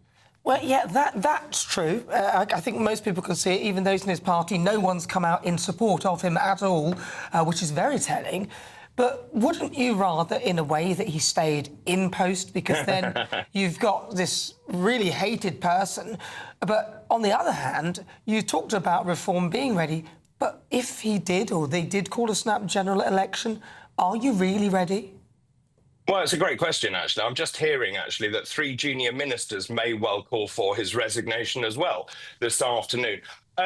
In terms of the timeline that we have put on getting ready for election, of course, it is not exactly what we expected. Both Nigel and I thought until today that election was coming next year.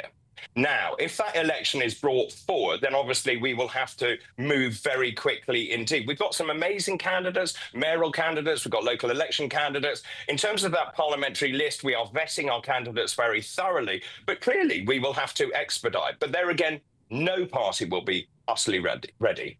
David, what do you say to this, though? I mean, ultimately, there were 411 Labour MPs elected at the last election.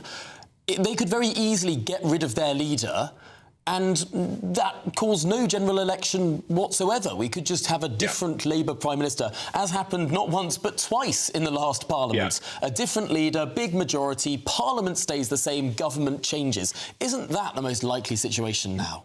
Well, the question is, who would they choose? You've got Angela Rayner still embroiled with HMRC, so that is not ideal for her. Wes Streeting, of course, was seen as the protégé of Mandelson, so not liked within the parliamentary party. So you've got these two factions who are vying with each other to take that top job. I think, actually, the whole of that party literally doesn't know what to do next. Now, it could be that Starmer says, right, I'm going to stand down, I'll be a caretaker Prime Minister to get us through that by-election that is coming up and possibly into the elections on the 7th of May. But I think this is really very dangerous territory now for the Labour Party. Just going back to those backbenchers, and I know quite a few of them, they were elected on a mandate, and that mandate just hasn't been carried through. When Labour got into power, they really had no policies. They really didn't know where they were going, and I think we can see that pretty much across the board. So they will be looking, and this is human nature, they will be looking at their jobs and thinking, crikey, if we continue down this road, I won't have a job. And that is the power of human nature. So the tea room will be very busy today. Well, I don't think that Keir Starmer will step aside, as it were, because he wasn't even prepared to step aside to give Andy Burnham any opportunity to challenge him in any way. But the worry is that just say they do exactly what Tom said and they put somebody in like Angela Rayner, they are going to be going further to the left. They will continue in the same path. And Reform UK will be kind of powerless, really. You'll just have to wait to the next general election. Well, you say powerless. I'm really encouraged, actually, by the polling results on the doorstep. We're doing incredibly well. We're polling at 32%. We're some 10 points ahead of the next party. So the vote for Reform UK, and this is what I'm hearing on the doorstep when I go canvassing, is people have had enough. They are sick and tired of the two-party system that has basically bankrupted and ruined this great country. And I think this is one of those seismic, pivotal times in British politics where people say, right, I'm going to do something different. I'm going to vote for a different party. And I honestly believe that is what we are seeing. I just don't believe that the public can put up with any more of the nonsense from both parties. And it's worth remembering, of course, the Conservatives had 14 years in power. And it's all very well for them to cart from the sidelines to say, look, you need to trust us. We understand things like we need to leave the ECHR. Well, if you believe that, why didn't you do it? Well, aren't the real losers, though, the British public? Because in all of this, all of these shenanigans, we're sitting around with higher taxes, interest rates will probably go up, bond markets won't like this, and so the people of this country will be suffering through this. Yeah, I agree totally with you. And of course, whilst there's so much Labour infighting, it means they're not getting on with governing the country. The bond markets is an interesting one as well. And I'm not a financier, but my understanding is if the bond markets sense the government is lurching left, there may well be a run on the pound. And of course, then we're in completely different territory once again. And that's what we saw, of course, with Liz Truss, was the fact that she didn't carry the confidence of the markets. So, I mean, as someone who's been involved in politics for a very long time, I don't think anyone can call the next 24 hours, 48 hours, or indeed the next 2.5 weeks. I mean, this is the thing. I mean, people resigning from Number 10 is one thing, but when senior political public-facing officials say, Keir Starmer, your time is up, that becomes difficult. Anna Sarwar is a charismatic leader in the Scottish Labour Party who was expected to be First Minister. I mean, what, 16 months ago, until Keir Starmer sunk his chances. But there are 37 Labour MPs in Scotland who he nominally leads. That includes ministers. That includes party whips. What do they do, I suppose, is the question. When their leader calls on Keir Starmer to resign, what happens to those dozens of Scottish Labour MPs? Well, it's a very good question indeed. But what it does underpin to me is Keir Starmer's absolute lack of judgment. Now, if he'd allowed Burnham to run in that by-election, Burnham may well have gone on to win that, which, of course, would have neutralised him. You could have then brought him into the fold and said, right, I'm going to make you whatever, but you're going to be part of the top team. But Starmer just keeps showing terrible decision-making the entire time. All he's done is alienate sways of the parliamentary party, sways of those tribally, traditionally Labour voters.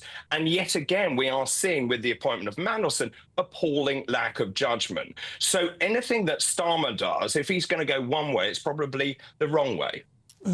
Well, I mean, I just think it was an appalling lack of judgment. I do agree with you. What he, I think, in effect has done has sunk the Labour Party further, and he's gone against his country first, party second, or whatever it is. If you're a betting man, how long to give him? Starmer. That's a very good question. I had said it would be. I said it would be May the 8th he will go. I probably will stick to that for the moment. Ooh, well, we'll see how the next, frankly, 40 minutes goes. I mean, this is really the time scale we're working to now. Dr. David Bull, Chairman of Reform UK, delighted to have you on. Thank you indeed for joining us. Thank you. Well, if you've just tuned in, welcome aboard. It's a gripping moment in British politics. It's fast approaching 49 minutes after 1 o'clock. This is Good Afternoon Britain on GB News. Lots more coming up on today's show. Yes, in an extraordinary development, as we've been discussing, we're expecting the Scottish Labour Party leader to call for the resignation of Sir Keir Starmer. We'll be bringing you that as soon as we get it and all the reaction. Yes, but before that, if you're in search of some holiday sun, I know some people really want to get away. Here's the forecast for some of the top European holiday destinations. Ready to soak up that holiday sunshine? Won't we need some cover? No worries. All sorted. All Clear Travel Insurance sponsors GB News Travel Destinations Forecast. If you think it's been wet in the UK of late, then do spare a thought for Portugal and Spain.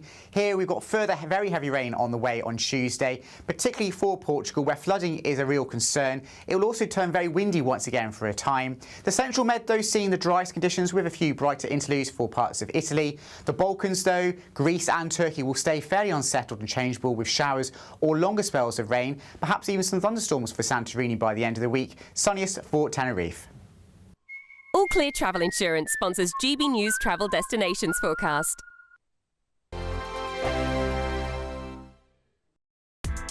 Join me, Nana Akua, for an informative, interactive news programme with a difference. It's fun. No, he didn't say that, Dave. I'm so surprised. I think there's an element of truth to that. Join me from 3 p.m. every weekend, only on GB News, Britain's news channel. GB News Breakfast, every day from 6 a.m. The RECPD, the charity that we're here to sort of raise awareness of today, helps service men and women throughout their careers, both while they're in the army and whilst they're when they decide to leave the army as well.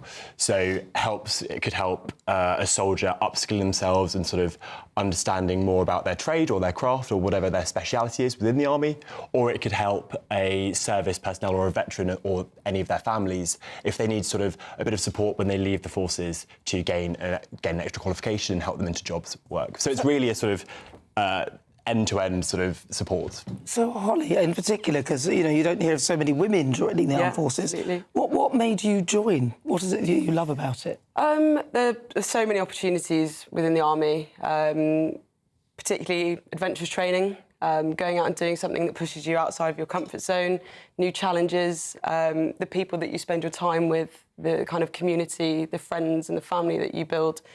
But again, linking back to the charity, the opportunities that you can gain through additional qualifications, things that can push you forward in your career, looking beyond the army and stuff. So, yeah, essentially there are a realm of opportunities available to us throughout the army. All of which is very important, Holly, because I'm noticing adverts at the cinema and on TV and things about it's not only, it's how you attract young people like yourselves into the forces these days. What makes it attractive and what can you leave with? What can the forces do for you? So what you can do for the forces, but what can they do for you?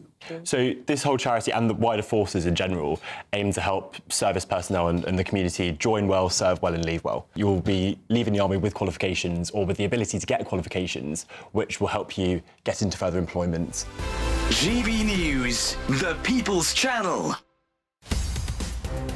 In the GB Newsroom, we bring you the news as it happens. With our team of dedicated journalists across the UK, we're ready to keep you up to date with what's happening every half an hour, every single day. Bulletins here on GB News, the People's Channel, Britain's news channel. Britain deserves a newsroom that puts the facts and your voice first. Well, and that's what you get on GB News. Lively debates, lively conversation. And we're not afraid to hold power to account. And each other. So join me, Andrew Pearce. And me, Miriam Cates, for Britain's Newsroom, weekdays from 9:30 on GB News.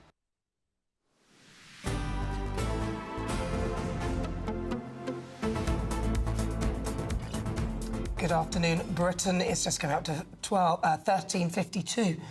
Not the year, but the time. Now, you may have heard some discussion around the Gorton and Denton by-election, which is taking place on Thursday, the 26th of February. Now, the by-election was triggered after the resignation of Andrew Gwynn. Well, the Conservatives have announced Charlotte Cadden as their candidate. Hannon Spencer is the Green Party's candidate. Jackie Pearcey has been announced as the Liberal Democrats' candidate. Matt Goodwin has been announced as the Reform Party candidate. Angeliki Stogia is the Labour Party's candidate. Advance UK have announced Nick Buckley as their candidate. Sebastian Moore is the Social Democratic Party candidate. The Rejoin EU Party announced Joseph Omicha as their candidate. There is also Dan Clark from the Libertarian Party UK, and Sir Oinkalot has been announced as the Monster Raving Loony Party candidate. Hugo Wills is the candidate from the Communist League election campaign. Right, so breaking news just in. Scottish Labour leader Nana Akua is expected to call for the Prime Minister to resign. Well, this all comes as Number 10 insists that Keir Starmer will not step down today, but we cannot stress enough how quickly things feel to be moving now for the fate of this Prime Minister. Yes, I mean, of course, the Labour Party are now third, apparently, if polls are to be believed, but you don't want to miss at 2:30. We'll hopefully be taking Nana Akawa's speech live. This is Good Afternoon Britain, lots more coming up. First, your weather.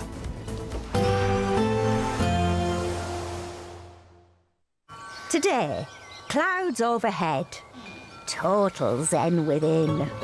Boxed Solar sponsors the weather on GB News.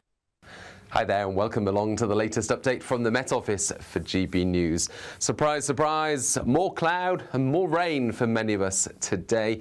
Always wettest in the southwest, continuing the theme we've seen during the last few weeks and indeed months. Low pressure once again to the southwest of the UK, pushing a weather front in, turning things persistently wet across the southwest of England into South Wales, and more rain to come for Northern Ireland as well as central and eastern Scotland. There will be some drier weather for a few locations, the Midlands, East Anglia and the southeast, at least through the afternoon. But it's a cloudy one for most of us. Temperatures up to 11 Celsius in the south, 8 or 9 further north, so not particularly cold, not feeling very pleasant either because of the wet weather that will be, by this stage in the day, moving through parts of South and Mid Wales into central southern England. Rain warning in force because of the saturated nature of the ground towards the south and southwest. Staying damp in Northern Ireland, that rain pushing into the west and southwest of Scotland. The rain easing off briefly across eastern Scotland, best of any clear spells, the northwest. It's very breezy for the far north and northeast of Scotland, and it's going to be blustery further south as well, as further showers follow the main band of rain overnight. But there will be some drier interludes through the night, where we do get any clear skies. We'll see some dense fog patches by dawn, a gloomy picture as we start off Tuesday, extensive low cloud mist and some of those fog patches. Showers in the south and southwest first of all, and an area of more persistent wet weather affecting parts of northern England and Scotland, snow over the peaks. And that will continue throughout the day. The next band of rain swings in from the southwest, but this moves through quicker, so a short burst of rain into the afternoon, followed by further showers. Today, clouds overhead, total zen within. Boxed Solar sponsors the weather on GB News. You could win cash and the ultimate holiday in our two-part Great British giveaway. Thanks to Riviera Travel, you could be jetting off on a £10,000 dream holiday for two people. With flights, transfers and luxury accommodation included, you'll get to choose the kind of holiday you want. Plus, we're going to give you £30,000 in tax-free cash. For another chance to win, text WIN to 63225. One entry costs £2.50 plus one standard network rate message. Or text BONUS to 63225. 5 entries cost £5 plus one standard network rate message. Go to gbnews.com/win. Entries start at £2.50. Call 0903 686 3232. Calls cost £2.50 plus your network access charge. Or post your name and number to GB19, PO Box 8690, Derby, DE1 9TT. UK only. Entrants must be 18 or over. Lines close at 4 p.m. on the 27th of February. Please check the closing time if listening or watching on demand. Good luck. No matter the state it's in, this is our nation. Join me, Jacob Rees-Mogg, for a genuine, honest discussion on where we have been, where we are going, and where we are with the people who set the direction. Tune in to State of the Nation every Monday to Thursday, 8 to 9 o'clock. Only on GB News. I'm Michelle Dewberry, this is Jubes & Co with you. Hello everyone, Patrick Christie is here. GB News, Britain's news channel. Access the stories that matter to you. Take the GB News family with you on any device, and as long as you have an internet connection. Tune in to GB News anywhere on the planet or beyond. GB News, the People's Channel, Britain's news channel. Britain deserves a newsroom that puts the facts and your voice first. Well, and that's what you get on GB News. Lively debates, lively conversation. And we're not afraid to hold power to account. and each other. So join me, Andrew Pierce. And me, Miriam Cates, for Britain's Newsroom, weekdays from 9:30 on GB News. Exciting news. Every Friday, my Patrick Christie's Tonight Show is going to have a twist to it. We're welcoming some special guests. You. That's right, on Fridays I'm going to be doing my show in front of a live studio audience because this show is about you and what you have to say. It's going to be the same big debates, same big topics, same big opinions, but every Friday night at 9 p.m. you are invited to come on down to Patrick Christie's Tonight to be a part of the action. Only on GB News, the People's Channel, Britain's news channel. At GB News, we love to hear from you, our loyal community. So drop us a line at gbnews.com/yoursay. There you can talk to each other and also to the presenters live on air. gbnews.com/yoursay, because GB News is your channel, Britain's news channel.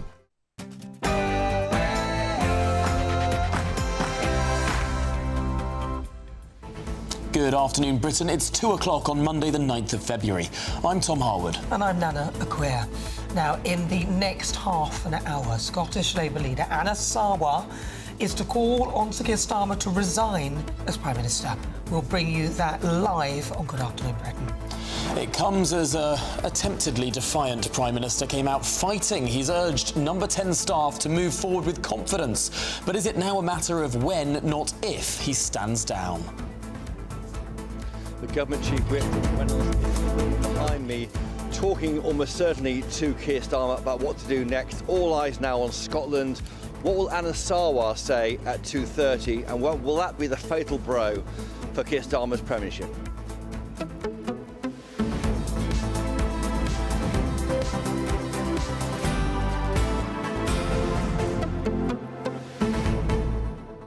I sense a government in freefall. This feels like the moment that, what was his name? I'm trying to remember. He's just joined Reform, not the one after, but the one before. What, Robert YouGov. What's his name? Oh, Nadeem Zahawi. Nadeem Zahawi. Wasn't it Nadeem Zahawi? Didn't he sort of turn against Boris at the last minute? No, I don't think so. Who was it that turned against Boris and then everything sort of came crumbling? Rishi Sunak's resignation was a significant one. Sajid Javid resigned first. Sajid Javid resigned, then Rishi Sunak followed, and then the rest of them followed after those two first dominoes. But they were almost simultaneous. And it was the cabinet resignations that did for Boris Johnson, as cabinet resignations tend to do for prime ministers. But these are sort of communication resignations, so Yes. these are sort of on a lower tier. But having said that, no cabinet minister has put any support in for Keir Starmer at all. Well, this is the key thing: the silence of cabinet ministers as things stand. Now we're shifting from resignations and apologies from behind-the-scenes figures, non-public-facing figures, to we're expecting now in less than half an hour's time. Hear the first public call of a public-facing senior leadership role in the Labour Party saying Keir Starmer has got to go. Will that open the floodgates to more people, particularly those 37 Scottish Labour MPs, one of whom actually is the wife of Morgan McSweeney? Right, that's not good for Keir Starmer, then. No. She's going to be supporting her husband, I should imagine. I don't know. I think that it was quite predictable that Keir Starmer would have to eventually step down. But I thought it would be even faster than this. I thought maybe on Friday that he'd have a think about it. But actually, everything's falling apart now. A lot of people suggesting that this whole thing with Mandelson could be the Chris Pincher moment, where, you know, this one final straw is the Jenga moment that makes the whole tower collapse. I feel like we're almost there. But my other worry is that it's not just political organisations. We're looking at almost a breakdown in the monarchy as well.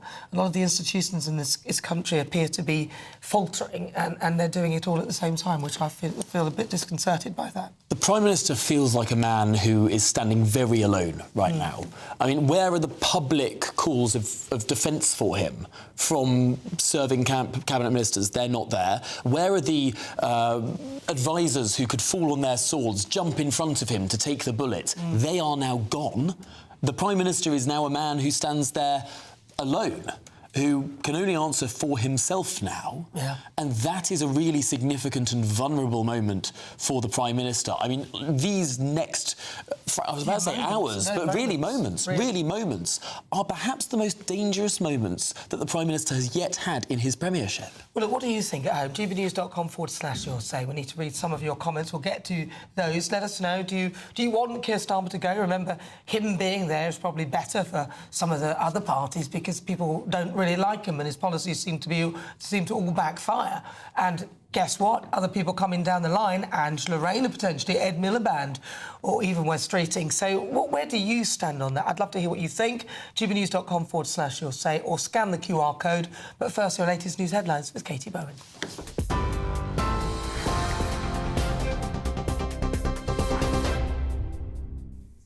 Tom, Nana, thank you and good afternoon. The headlines at 4 minutes past 2. Scottish Labour leader Anas Sarwar is set to call for the Prime Minister to resign in a press conference this afternoon. Sir Keir Starmer's official spokesman said that he will not resign today and that he has the full support of his cabinet. The intervention from the Scottish Labour leader comes after 2 resignations from Downing Street in the last 24 hours. Morgan McSweeney quit as Sir Keir Starmer's Chief of Staff yesterday, while his Director of Communications, Tim Allen, resigned earlier today.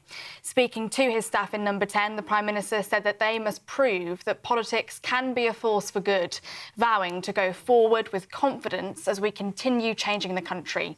He's set to address Labour MPs later today amid growing pressure on his premiership. The leader of the opposition, Kemi Badenoch, spoke to GB News a little while ago. This is a full-blown crisis in Downing Street. The Prime Minister's position is in peril. Personally, I think, given what Morgan McSweeney said yesterday, it's untenable. The person providing advice, when asked, has gone, but the person who made the decision is still in post. It says a lot about the Prime Minister's judgment. He cannot build a team. He's got, he's in office, not in power. He's weak, can't get his legislation through. We are not being governed, and that's a problem. In other news, Thames Valley Police has said it is assessing claims that Andrew Mountbatten Windsor shared confidential reports from his role as the UK's trade envoy with Jeffrey Epstein. Emails released by the US Department of Justice earlier this month appear to show the former Duke sharing reports of official visits to Hong Kong, Vietnam and Singapore. The development comes as Kensington Palace say the Prince and Princess of Wales are deeply concerned by the continued revelations from the Epstein files, adding that their thoughts remain focused on the victims. Mr Mountbatten Windsor has previously apologised for his past ties with Epstein, but has strenuously denied any wrongdoing. The first public comments from William and Catherine on the issue come as the Prince of Wales is visiting Saudi Arabia today, his first official visit to the country. The Foreign Secretary has called for the release of Jimmy Lai on humanitarian grounds after the British pro-democracy activist was sentenced to 20 years in jail by a Hong Kong court. The 78-year-old campaigner and journalist was found guilty of 2 counts of conspiracy to collude with foreign forces and 1 count of publishing seditious materials in December last year. Mr Lai has been detained since late 2020. He denied all of the charges against him. Yvette Cooper has described the sentence as tantamount to a life sentence, pledging to engage further with authorities in Hong Kong. The sentence comes after the Prime Minister's visit to China at the end of last month. The Met Office has issued a weather warning for heavy rain, with a forecast potentially leading to widespread flooding and travel disruption. The yellow rain alert is now in place, with the warning area covering parts of southern England and Wales. 10 to 15 millimetres of rain is expected, and some areas will be exposed to strong southeasterly winds. 104 flood warnings are in place, mostly covering the southwest and the Midlands. And Stan Ford, a veteran who survived the D-Day landings, has died at the age of 100. Mr Ford, who was from Bath, suffered life-changing injuries when he was aboard HMS Fratton as it was sunk off the Normandy coast on the 18th of August 1944. He's been described as a man who lived a life of profound service and courage, and who dedicated himself to keeping alive the memory of his fallen comrades. Those are the latest GBNews headlines. A quick look at the markets. Cheers Britannia Wine Club proudly sponsors the GB News Financial Report. The pound will buy you $1.366 and €1.1494. The price of gold is £3,669.12 per ounce, and the FTSE 100's at 10,352 points. Cheers Britannia Wine Club proudly sponsors the GB News Financial Report.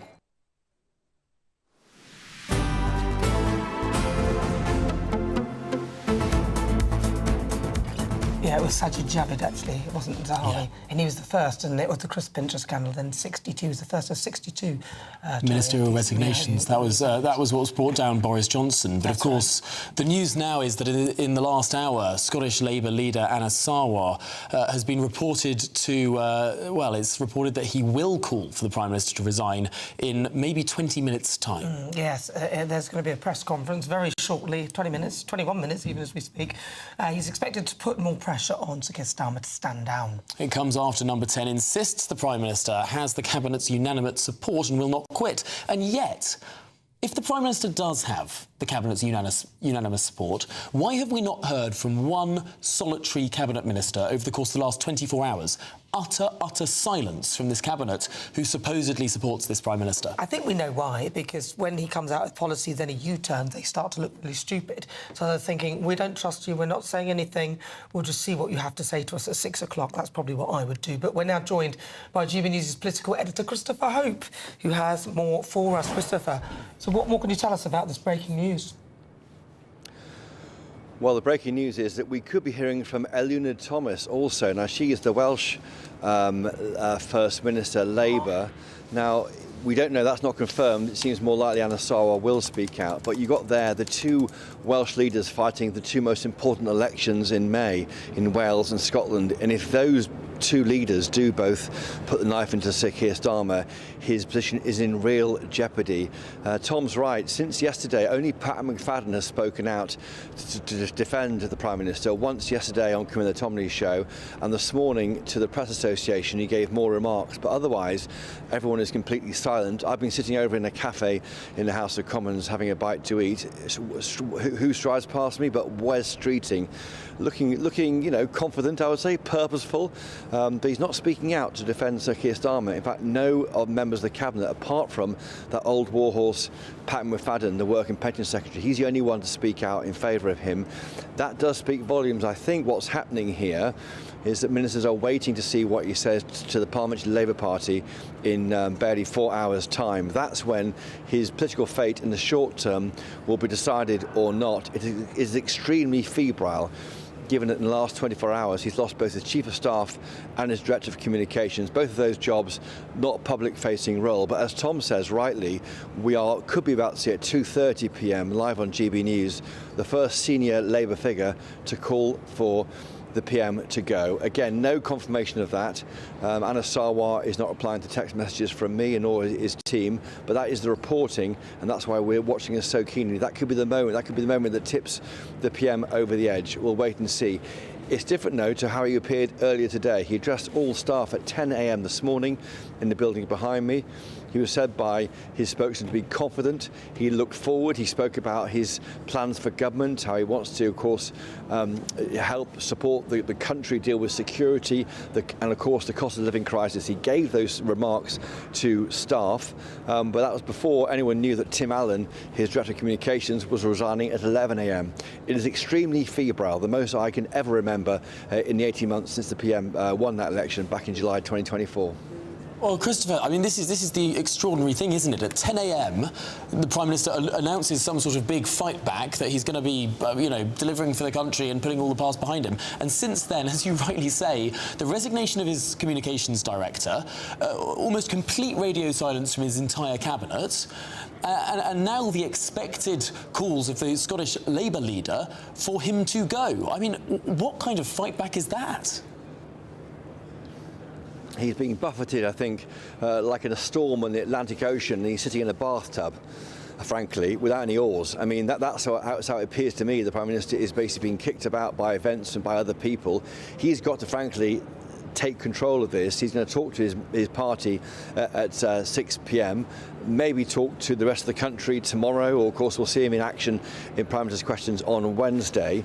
We asked him directly in the lobby briefing, that's the briefing for journalists at 11:30, will the PM resign today? Number 10 says this: no. He's getting on with the job in hand and delivering change across the country. The PM was positive, determined and confident. He was upbeat in his speech, we were told. He spoke about being driven by public service, etc. Now we know that drives him. We know that he fully believes in his public service ethic. He said last week on Thursday when I was with him in Hastings the importance of that mandate given to him by millions of voters in the July 2024 general election.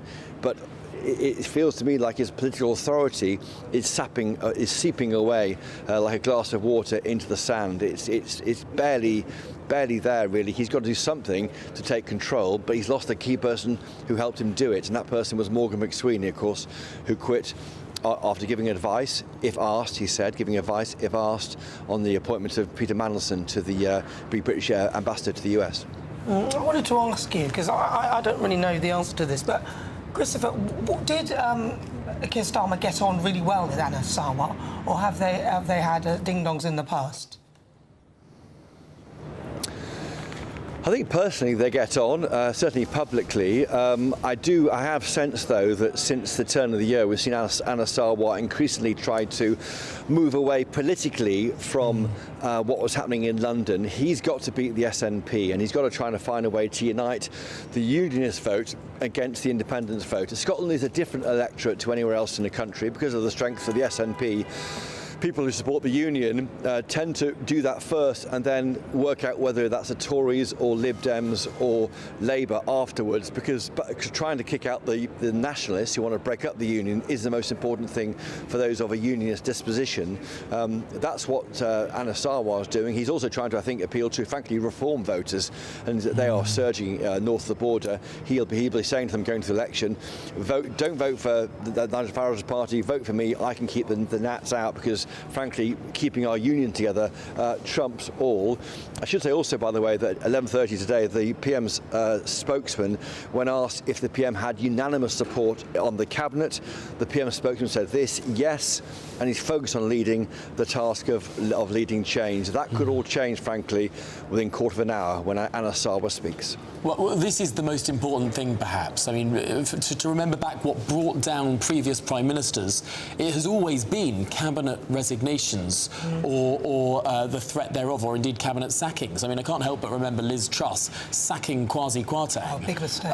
I mean, it feels like that, because he was so tied to her, is a bit like the sacking of Morgan McSweeney, who was so tied to the Prime Minister. Boris Johnson, of course, brought down by cabinet resignations, a ministerial resignation. Tom Watson was what eventually forced Tony Blair to announce his resignation. I mean, time and time again. I mean, I don't have to go back to the sort of defenestration of Margaret Thatcher and the famous resignation involved. But my goodness me, it feels like all eyes on the cabinet now.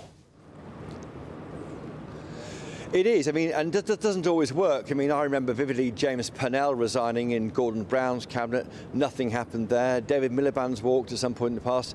Nothing happens there. It all depends, frankly, on the strength and the political authority of the Prime Minister when those resignations happen, and they don't always work. So I think people will be working out, maybe of those critics of him in cabinet, of the Prime Minister in cabinet, should they go now? How will it look? And often the person in Shakespearean terms who wields the knife rarely gets the crown. If you look back at Michael Heseltine, he challenged, of course, Margaret Thatcher after she'd been in power for 11 years in 1990, and it wasn't him who succeeded, it was somebody else, it was John Major. So often it doesn't quite work out as you might expect, and I think there'll be lots of calculations being made by those who oppose Sir Keir Starmer, but the clock is ticking. We've got a by-election in 2.5 weeks' time. We've got those local elections in England, plus those key elections in Scotland and Wales, everyone's focus up in those two nations, plus outside of the M25 in those English council regions. And that's why there's no time to waste, really. And if you're going to get rid of, frankly, the Prime Minister, why not do it sooner rather than later? But the PM is fighting. No, he won't resign today. Yes, his entire cabinet support him, we are told. He is determined to keep going. But I just think that losing Morgan McSweeney, someone who is central to winning that landslide back in 2024, he told MPs that last Wednesday, a real concern now. Who's advising the PM? Who's helping him tread across the kind of political minefield that was Morgan McSweeney in the past, and now he's gone? All right, Christopher Hope, thank you very much. That's GBNews' political editor. Christopher Hope, yes, he may have helped him win the landslide, but it certainly helped him slide down as well. that slide, because he has been the person who's been advising him throughout, and so far Keir Starmer has made some terrible decisions. But then again, that also underscores the point how intertwined these two people were. A bit like Kwasi Kwarteng and Liz Truss. And if one goes, well, does it take the other one with them? Quite possibly. I should say that we will be going back to Christopher Hope as and when we hear any more news. It feels like things are moving incredibly quickly, and we've got our ear to the ground in Downing Street. We're joined now by Labour commentator and former parliamentary aide Aisha Ali Khan. Aisha, so you've been in Parliament, you've seen what kind of how it looks like when this sort of thing is happening. What do you think is going through Keir Starmer's mind and those around him?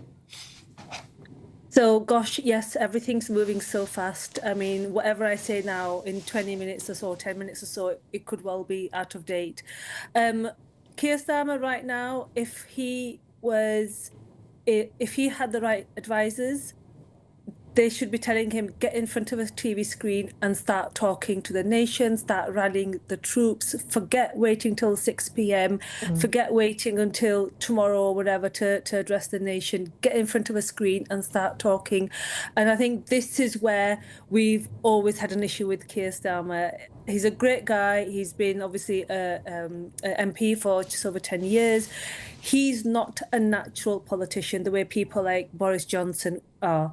And obviously never been in power until 2024. So he doesn't have the sort of easy talking skills, the connections and so on. And I think when you're in opposition, and again, people just don't understand this until they've actually had that transition from being in opposition to power, it's a different ball game. As soon as you enter power, as soon as you become the Prime Minister or MP or whatever, everything changes. Suddenly you are completely reliant on your eyes and ears, the staff around you. You're only as good as the people that you have hired to advise you, to give you support, to give you information. If that is failing, if you have a poor circle of people around you, then you're not going to be able to do your job properly. And I think that's exactly what's happened.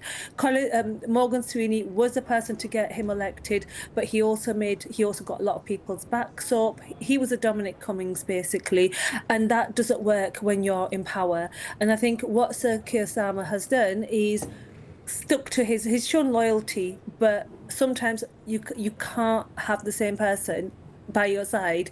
The ruthlessness, the rudeness, the bullying and so on, it doesn't work once you're in power. And I think what you've mentioned earlier, Nana, was nobody's come out and supported Sir Keir Starmer.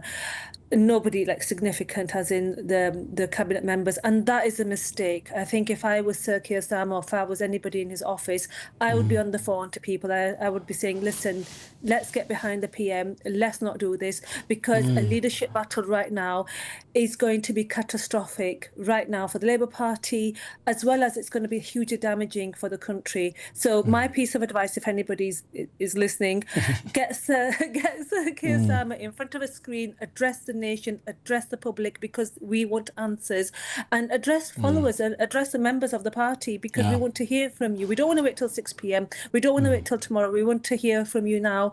And also appoint somebody, get somebody in place so that it doesn't look like a sinking ship with people jumping off. Well, Aisha, I know for a fact there are television screens in that building we're looking at now that do show GB News. There are people in that building who do listen. And of course, we're looking there at Chris Hope as he's trying to get more information. It must be a frantic hive of activity in Downing Street. I mean, you're saying they should be calling the Cabinet to try and get them to send messages of support? I have no doubt, absolutely no doubt at all, that there are teams of people currently frantically on the phone trying to get hold of Anna Sarwar, trying to get hold of Wes Streeting, trying to get hold of Lucy Powell, trying to get hold of all of these people. And these people are not saying anything.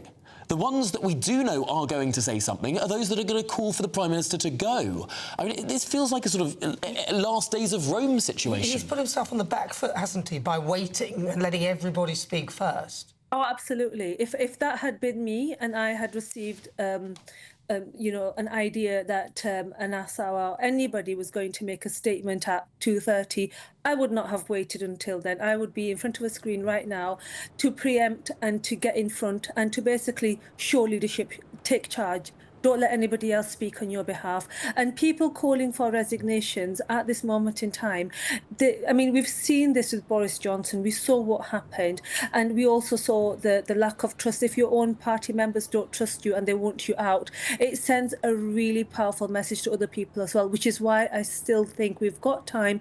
So Keir Starmer, you know, you've got the time. Get in front of a screen, start talking to us, start addressing us and reassuring us, because that's what we need right now. There's going to be more things coming out. I've said this over the weekend. We still don't have the full full information of what's going to be in the Epstein files, what more is coming out. And Morgan Sweeney, just one other point, sorry, I made this on a different TV show, that this is how Peter Mandelson has always operated. He always had people where, you know, he mentored and he groomed and so on, and he prepared the next generation of people to take power that would be loyal to him, that would ensure that he was always close to walking the corridors of power. And that's always how politics has worked. The older people mentor the younger people, the younger people feel they owe something to the older people, and so on. And this is something that obviously should never have happened. I said this before, Peter Mandelson should never have been appointed to any kind of position whatsoever. Sadly, he was, and then now it's come back to bite everybody involved in their backsides. But right now we've still got time. And, you know, I say this, I'm still a Labour activist. I will always support Labour. But it doesn't help that we've got leaders that are not showing leadership right now. And you know. We'll just leave it there because we've got to get to that press conference and we don't want to miss any of it. But thank you for your thoughts. It's great to get your insight on what's going on inside Parliament with your experience. That's Aisha Ali Khan. She's a Labour commentator and former parliamentary aide. I want to stress again the fact we're not hearing anyone supporting the Prime Minister is astonishing. Right? I've just had a message from someone who is relatively senior in the Truss government, and he's telling me that even in the darkest days of Liz Truss's premiership, while we were in the pilliard room battling to keep her in the job, we were still able to get people in front of a camera or microphone supporting her. Wow. Liz Truss, even in the very darkest days, was still able to get a cabinet minister out on television supporting her. Keir Starmer doesn't even have that now. Well, where's the cabbage? Put the cabbage back up. Well, here we go. I mean, I wasn't sure how relevant this would be today, actually, Keir's cabbage. But just as Liz Truss had a lettuce, could she last as long as a lettuce? We now have a cabbage for Keir, and it's becoming more and more relevant the longer the show goes on, that this cabbage will outlast Keir Starmer in terms of his life as Prime Minister. We see cabbages do last for quite a while, that's the thing. But maybe the cabbage will definitely be here for at least 2 months. I don't think here will be. But should we cross over live to Christopher Hope and get an update and find out what more he can tell us? Christopher Hope, what more do you have on this breaking story? Well, we'll wait to hear from Anna Sarwar. I should say that Eluned Morgan, not Eluned Thomas, as I said wrongly, and thank you for viewers for texting me about that. Eluned Morgan, who's the Welsh First Minister, she is not planning to make an intervention today, as was reported earlier, but we are expected to hear from Anna Sarwar, the Scottish Labour leader, minutes away, an unscheduled speech here when he will apparently, reportedly, set out his concerns about the leadership of Sir Keir Starmer. And when that happens, it's all eyes on what is the reaction of the Cabinet. As Tom says there, only Pat McFadden, the old Cabinet warhorse, the person who served under Tony Blair back in the last Labour government, only he has been dispatched since Friday lunchtime to defend this government. We haven't heard from anybody else. I don't think anyone's around on Saturday morning, certainly since Sunday morning. Only he's been out there. He spoke to PA today and yesterday, of course, to Camilla Tominey on GBNews. Otherwise, it's silent, and that matters so much. Cabinet ministers are around. I saw Wes Streeting striding with purpose through the Portcullis House area of Parliament as I was having my lunch, and he looked quite confident. His question is what happened next, and whether they will be wheeled out to show support for the Prime Minister. We'll wait and see. I do know that Jonathan Reynolds, who is the Chief Whip, he should be in the building behind me. I saw him enter about an hour ago through a side door. Other PPSs, those are parliamentary private secretaries who look after the PM's links with the Labour backbenches. I think they are with him too. They're all trying to work out what on earth he should say at a make or break meeting in the Premiership of Keir Starmer at 6 p.m. tonight. Behind closed doors, the PLP, the Parliamentary Labour Party, will troop in and hear the Prime Minister, frankly, beg them to keep him in a job. And he is extremely isolated. He's lost Morgan McSweeney, his Chief of Staff, yesterday. This morning, less importantly, but this morning, Tim Allen left. Now, he was the Director of Communications for the past 5 months. He's looking increasingly isolated, and that's not easy for a Prime Minister who isn't that political, who hasn't got a lot of friends in the wider political infrastructure, and he needs them right now. Time. We are seeing these developments faster and faster. As you say, Chris, we're expecting in the next 2 minutes or so Anna Sarwar to make some sort of statement, some sort of intervention, and really break the dam in terms of senior Labour figures calling for the Prime Minister to go. And this is perhaps the most important thing about it, that it almost gives permission for other senior figures within the Labour Party to do the same. I mean, could we see a dam-breaking moment? What we could do, and the reason why this matters, is that of all the politicians out there who aren't in Westminster, the ones facing the electorate in the most significant elections this year are those in May, setting aside the by-election in just over 2.5 weeks' time. And Scotland is the most important devolved nation election because of the threat to the Union. That does not exist in the same way in Wales. But in Scotland, the Union is constantly under threat because of the resurgent SNP, despite the questionable record. Sorry to interrupt you there, Christopher Hope. We're looking now at the lectern in Glasgow, where Anna Sarwar will shortly be making a statement. And this is a very, very big moment, Chris. We just got that picture up there to show the audience that this is where we're expecting to see Anna Sarwar speak. Sorry, carry on, Chris. Well, absolutely. I mean, as I was saying there, just Tom and Nana, we have seen Anna Sarwar, the person about to appear on your screens, who has been increasingly differentiating himself from the record in London. In a sense, he's got to do that. He's trying to win support from Reform, Lib Dems and Labour on a tactical voting basis to try and keep out and take the power away from the SNP. The SNP have a baked-in majority of people who support a minority of those who support independence, and the mid-30%. And he's got to try and amass a kind of coalition of people who will agree to support Labour to get the SNP out. And that's why I think you're seeing him increasingly diverge away from London and forge his own identity in Scotland. And that's what he's doing. So this is the first major speech, the first time I think we've seen Anna Sarwar punch his way onto the national stage, and it could be the most significant moment of his political career too. If he is the person who starts the ball rolling, which snowballs down the slope, becomes an avalanche, people trying to remove Keir Starmer by tonight, we'll wait and see. I mean, don't forget the PM is facing his cabinet tomorrow morning. That's key. Tonight is key. It is extremely a moment of extreme jeopardy for a Prime Minister. I must say that looking at the background of this lectern, it is just one enormous saltire. And in blue, the words Scotland's choice. There is no red to be seen there at all, Labour red, and there are no Union Jacks there either, which normally you'd see both a saltire. You'd normally see both a saltire. You'd see both because they're sort of unionist, right? The saltire and the Union flag. Interesting here that Anna Sarwar. I mean, looking at that image, I mean that could be an SNP press conference, couldn't it? It could be if you slightly change the colour just a little bit. It could be Reform as well, but it isn't. But look, the problem with Labour is they're currently a third at the moment behind the SNP, behind Reform UK, and the worry is that if Keir Starmer stays in place, that Scotland will fall, even the Labour Party in Scotland will fall even further.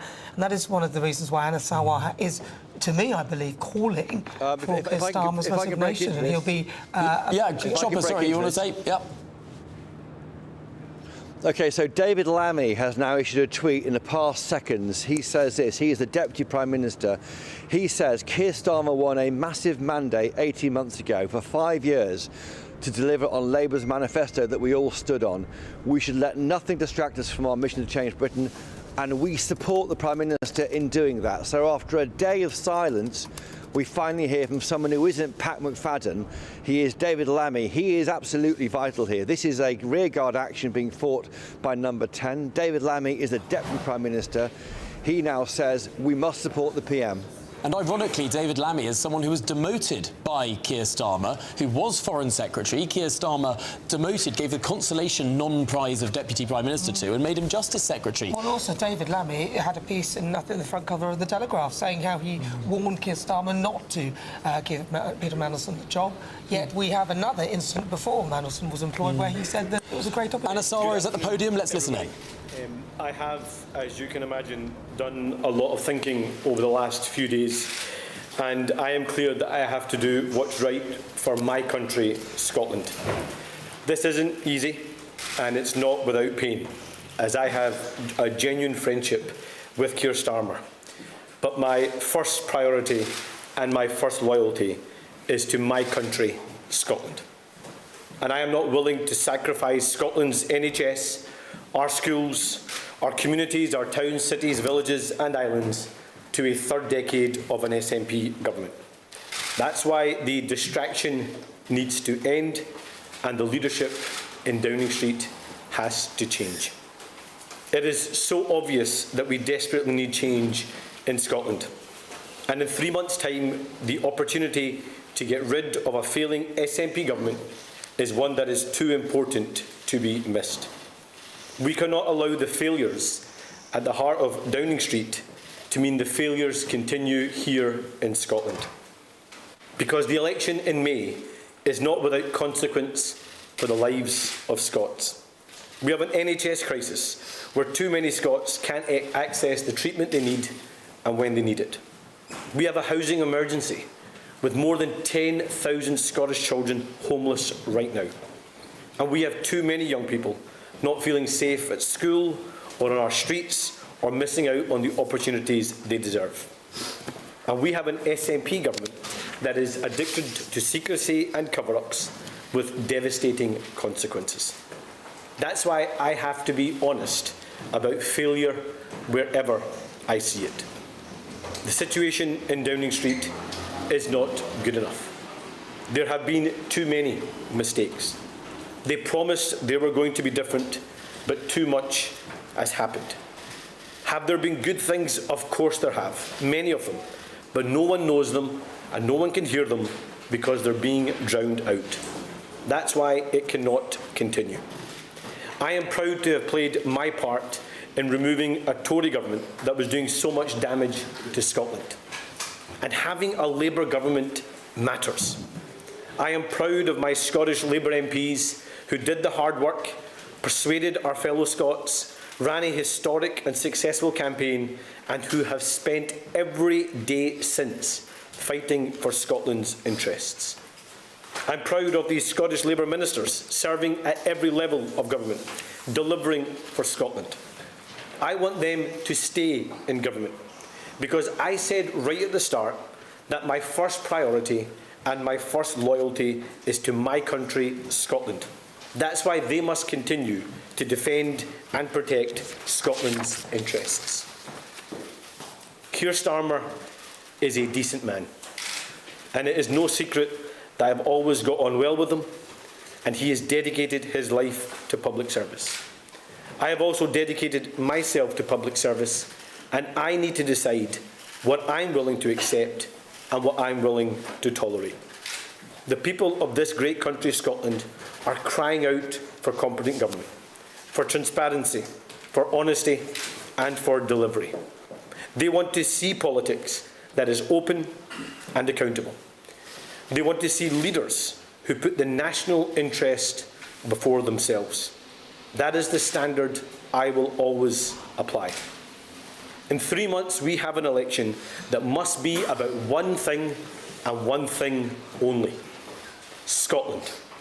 That is my duty, that is my priority, that is my loyalty, and that is Scotland's choice. Thank you. I'll open up for some questions. I'll take Glenn Campbell from the BBC.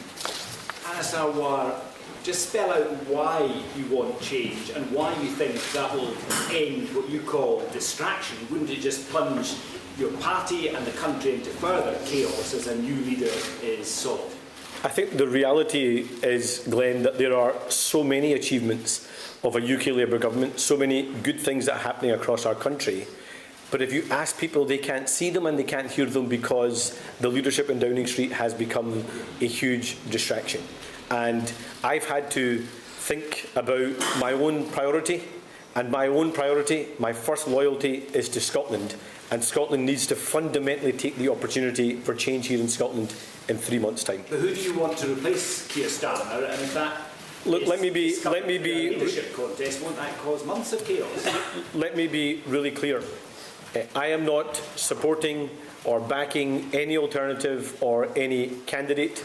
This is not about MPs versus MSPs. This is about what is right for Scotland. And it is for the UK Cabinet, it is for Downing Street, it is for the UK Labour Party to decide any process, any timeline and what comes next. Colin Mackay from STB. You told me on Thursday you thought that Keir Starmer would still be Prime Minister come the election in May. What's changed since Thursday?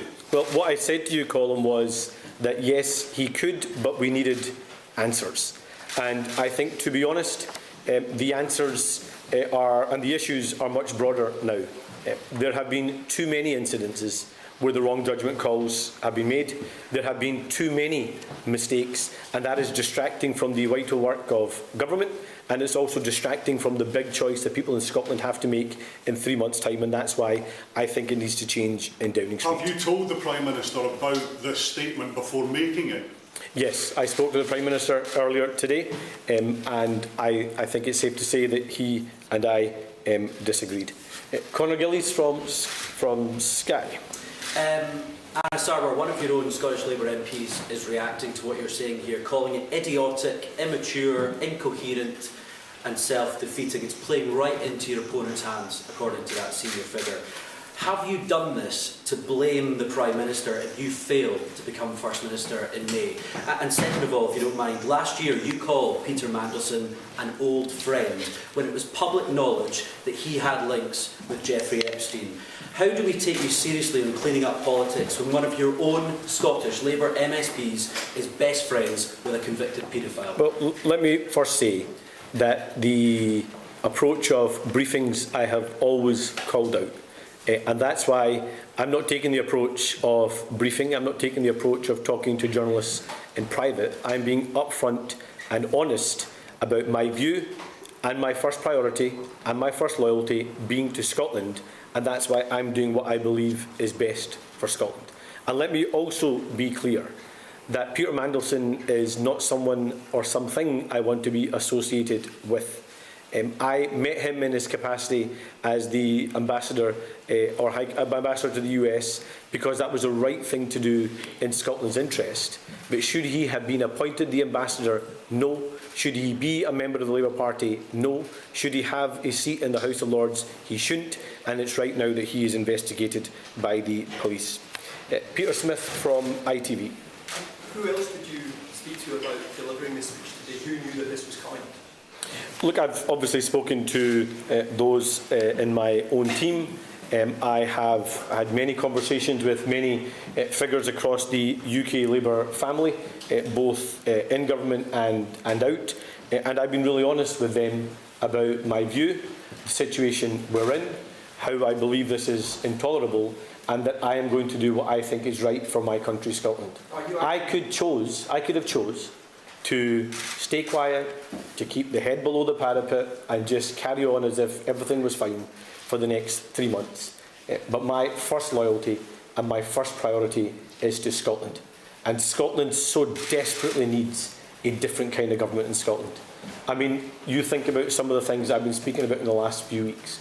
We have had the most intolerable cover-up at the Queen Elizabeth University Hospital, where lives were lost, families were lied to, staff were gaslit, Do we really want to sacrifice Scotland's NHS to a third decade of the SNP? We have children that are feeling unsafe in the classroom or on the streets because of knife crime or the challenge of mobile phones and social media. Do we want a government that's going to stand up on those issues and fight young people's corner? Do we want to sacrifice another generation to SNP government? No. I'm not willing to sacrifice Scotland and Scotland's services and Scotland's towns, cities, villages and islands to a third decade of SNP government. So I am going to do what's right by my country, Scotland. Did you speak to either Wes Streeting or Andy Burnham before giving this speech, and would you expect others to also come forward and repeat your message? Well, I've spoken to many figures both in and out of the Cabinet. It is for them to decide their own view and what they choose to do or not do. I'm making my own decision based upon my own view, being my own man. And I'm going to put... not at all. And it's for others to do their own decisions and make their own minds up about what they feel is tolerable. This isn't good enough. It needs to change, and I'm going to do what's right by my country, Scotland. Catherine from Channel 4. Is your position anyone is better than Keir Starmer? And secondly, are you comfortable being the public face that pulls the trigger on a Prime Minister when some of your colleagues, including the Welsh First Minister, already appear to be rolling back on this? Well, first of all, as I said, I'm going to do what I think is right by my country, Scotland. This is not a coordination. I'm not speaking to others about what they do or don't do. That is for other people to decide. Ultimately, it's for those in number 10, those around the Cabinet table and those in the UK Labour Party to decide what happens next, the process, the timeline, or who comes next. That's not a matter for me. The only job that I'm concentrating on is making sure that we change the government here in Scotland, remove John Swinney and the SNP from office so we can take a different approach here in Scotland. If this was wrong, would you resign if Keir Starmer doesn't step down? I am standing to be Scotland's First Minister. I'm being open about my view. I could choose to keep my view a secret. I could choose to brief in private. That's not the approach I take. I'm doing what I think is right. I'm doing what I believe is my first priority and first loyalty to my country, Scotland, and I'm being my own man, making my own decisions. It's for other people to decide their own view. I'll take Paul from the Daily Record. You've always had a good relationship with the Prime Minister, so how did he respond when you told him what you're going to do today? And is it possible for you to win the election if he stays in post? Well, let me first of all say there is probably no one in Scottish politics that's had a better relationship with Keir Starmer or a closer friendship with Keir Starmer than I have. He is someone that I have campaigned alongside, worked alongside for the last 5 years in my role as leader, someone that I campaigned ferociously for to make sure we could get rid of a Tory government, and someone who I have supported in the last 18 months. So does this cause me personal hurt and pain? Of course it does. This man is someone that I regard as a friend and who I have a certain level of loyalty to.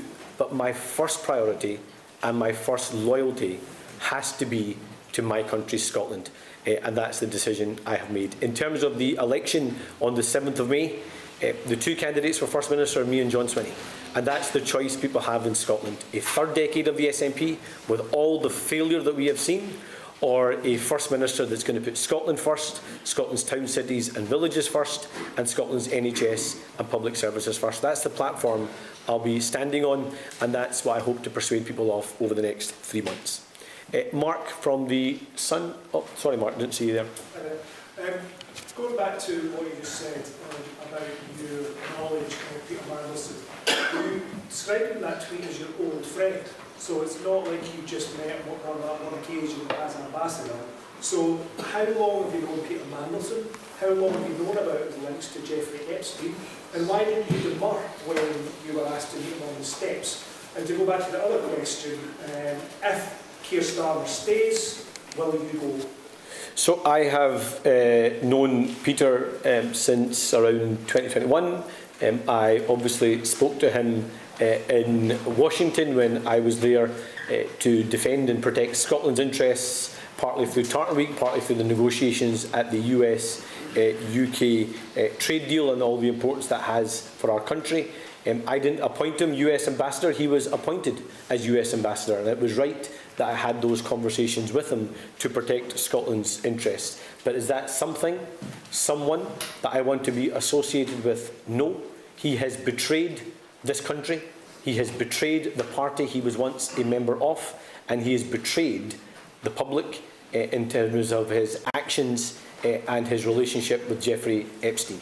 And to the other point you make, it is now for others to decide any process, any timeline, and who the next Prime Minister may be. I'm going to spend all my time concentrating on removing John Swinney, changing the government here in Scotland, and making sure we deliver the new direction Scotland needs. And if those, thank you all so much. People decide he should stay, will you vote? Well, that's for them to decide. I'm only answerable to one group of people. That's the people of Scotland. That's who I serve. That's who I stand for. That's who I'm campaigning for. And that's the people I want to deliver for. I only have one relationship and one loyalty that matters most to me, and that's to Scotland. Thank you.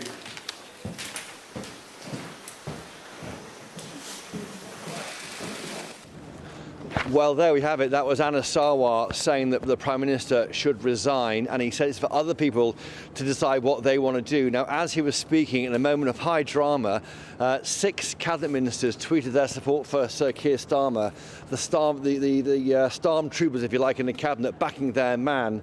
David Lammy, Rachel Reeves, Darren Jones, Pat McFadden, Steve Reid, and also John Healey, the Defence Secretary. Now, as he was speaking, David Lammy just arrived in Downing Street, and I shouted at him, is it time the PM went? Now, he looked at me, the Deputy Prime Minister, and said this. He said, no, we're waiting 14 years to get here. So his point there is, this Labour Party has been in power, waiting to get into power for 14 years.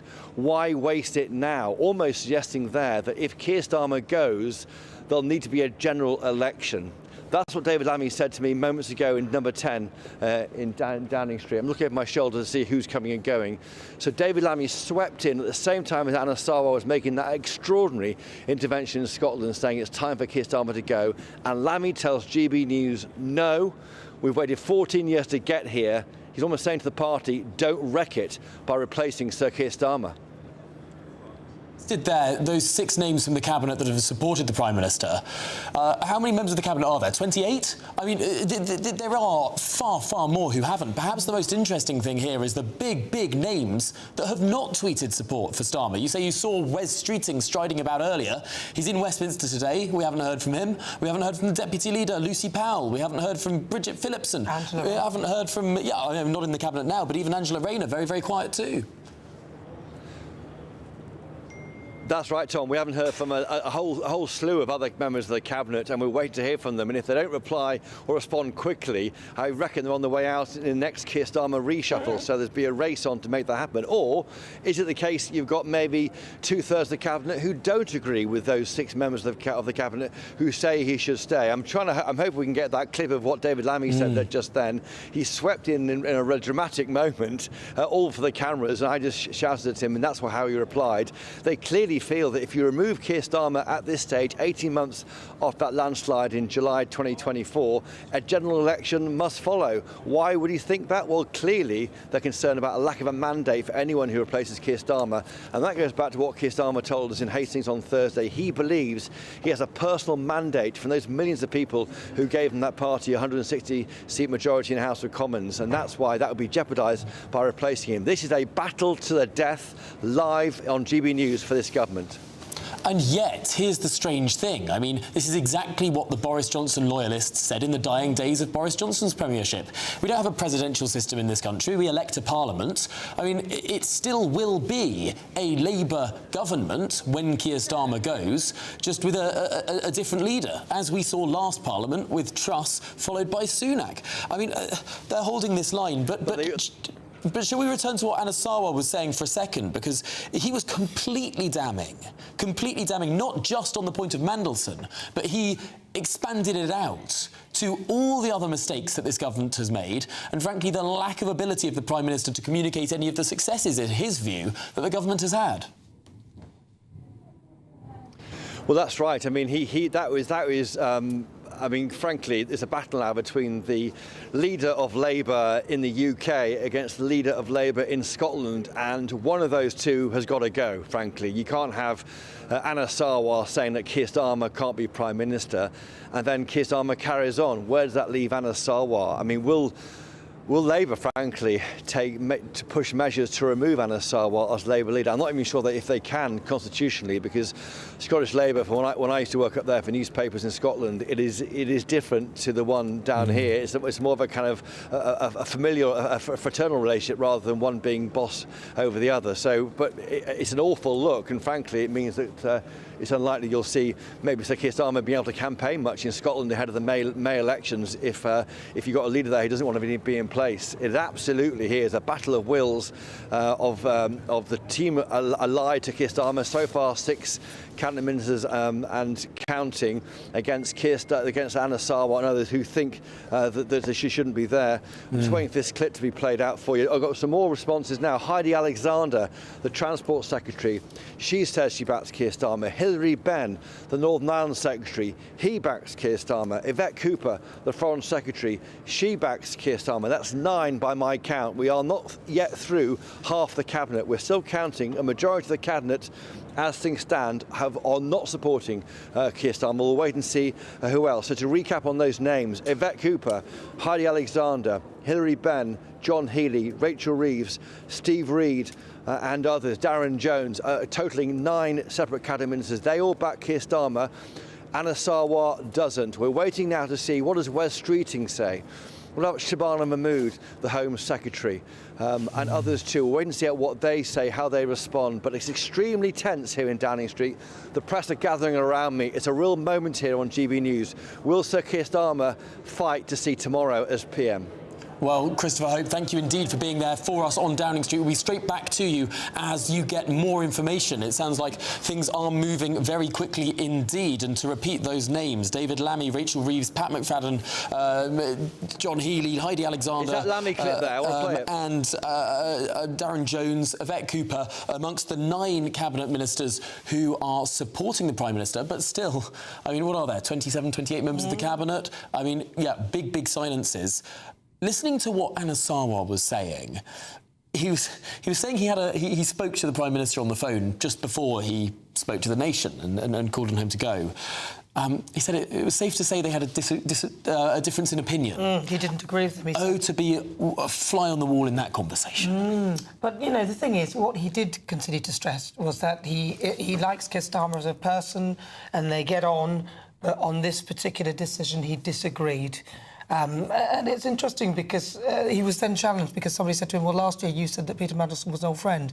But then Anna Sarwar sort of responded, well, I was friendly with him because he was the ambassador to the US. I was being politically friendly with him because of that situation. And yet this is the difficulty. Anna Sarwar comes from the same faction of the Labour Party as Keir Starmer. There was a man called Richard Leonard, who was the previous Labour leader in Scotland. Now, he was very much not of that faction. He was a Corbyn adjacent politician. But Anna Sarwar is a centrist Labour figure. And that means he's been in the same faction, associated with Peter Mandelson and indeed the people around Keir Starmer, which makes this intervention all the more powerful, because this isn't someone who has always wanted Starmer to go. This is someone who would have backed Starmer's early leadership. And so because he comes from that same faction, it's a much more powerful intervention than if it was, say, Richard Bergen or Nadia Whittome or one of those MPs on the left who you'd expect to always call for the Prime Minister to go. It was interesting as well because he was asked whether he's comfortable being the face that brings Sir Keir Starmer down. But perhaps he might be the face that ends up uniting Keir Starmer's cabinet around him, because they're sort of... Do you think? Or do you think... I doubt it. We haven't heard. The Welsh Labour leader as well, she seems to back down on calling out Keir Starmer. Yes, Anilud Morgan, but we have not yet heard publicly from her. We've heard whispers around, was she going to do it, was she not? Has she been lent on by Number 10? I suspect yes. So, yeah. But ultimately, Number 10 will have been frantically phoning, texting, shouting at every member of the Cabinet. The fact that we've only got 9, about a third of the Cabinet has spoken out in support of the Prime Minister, and it's been all day. This is all day. Maybe they've been watching, as you said, they've got GBNews on in Parliament, they've been watching it and thinking, oh, gosh, we really need to speak out, somebody needs to say something, otherwise this looks really, really bad. And also, I suspect the real problem is they don't have anyone who could step in right now if Keir Starmer were to resign or step aside. Well, look, it's almost 3 o'clock on a Monday. These people are at their desks. These people are contactable. Where is the Home Secretary? Where is the Health Secretary? Where are these big names who people are tipping to be potential candidates to be the next leader of the Labour Party, utterly silent? Well, Shabana Mahmood, she hasn't spoken at all, has she? Yeah. That'd be interesting, and that she was touted as potential leadership material. On manoeuvres, perhaps. Well, let's return to Downing Street now. Christopher Hope is there for us and indeed has his ear to the ground. It seems like there is a frantic operation, Chris, that Number 10 are trying to push out these names that are supportive, but ultimately, reading between the lines, the majority of the Cabinet are not supportive, at least at this stage. Cabinet Helm now back, Sir Keir Starmer. New names to add to the list you've been going through so far. Bridget Phillipson, the Education Secretary, she backs the Prime Minister. Joe Stevens, the Welsh Secretary. Heidi Alexander, the Transport Secretary. Hilary Benn, the Northern Ireland Secretary. John Healey, the Defence Secretary. Darren Jones, the Chief Secretary of the Prime Minister. Steve Reid, the Housing Secretary. Of course, earlier we heard, didn't we, that the Chancellor, Rachel Reeves, also backs her. An absolutely extraordinary moment here in Downing Street. Just as Anna Sarwar was speaking in Scotland, the Scottish Labour leader saying that Keir Starmer must go, must move aside after a chaotic few months as Prime Minister. At that very moment, David Lammy pulled up in his car, got out, the Deputy PM, and I had to ask him whether the PM should quit. Here's what he told me moments ago. David Lammy, is it time for the PM to go? We've waited 14 years to get here. No. What did you say to Anna Sarwar, David Lammy? We've waited 14 years to get here. No, that answer is so revealing. You've got Anna Sarwar, the Scottish Labour leader, saying the PM must go. Down here, the deputy leader of the party saying Deputy Prime Minister, forgive me, saying no, he shouldn't go. The reason why is we've waited 14 years to get here. We've sat through the Conservatives running the country. Labour saying don't risk it by dropping Keir Starmer. The reason why is there could be a general election if that were to happen, and that's because often people who replace the PM feel they haven't got the mandate to carry on in post. We saw that with Theresa May back in 2017. Gordon Brown didn't call one, although now thinks he should have done back in 2007. And that's the pressure, I think, on this team, and that's why it's such an extraordinary time here in Downing Street. Will Sir Keir Starmer survive? We'll wait and see. What an afternoon. Yeah, well, this is Good Afternoon Britain. Coming up next, it's time for Martin Daubney. Do not go anywhere.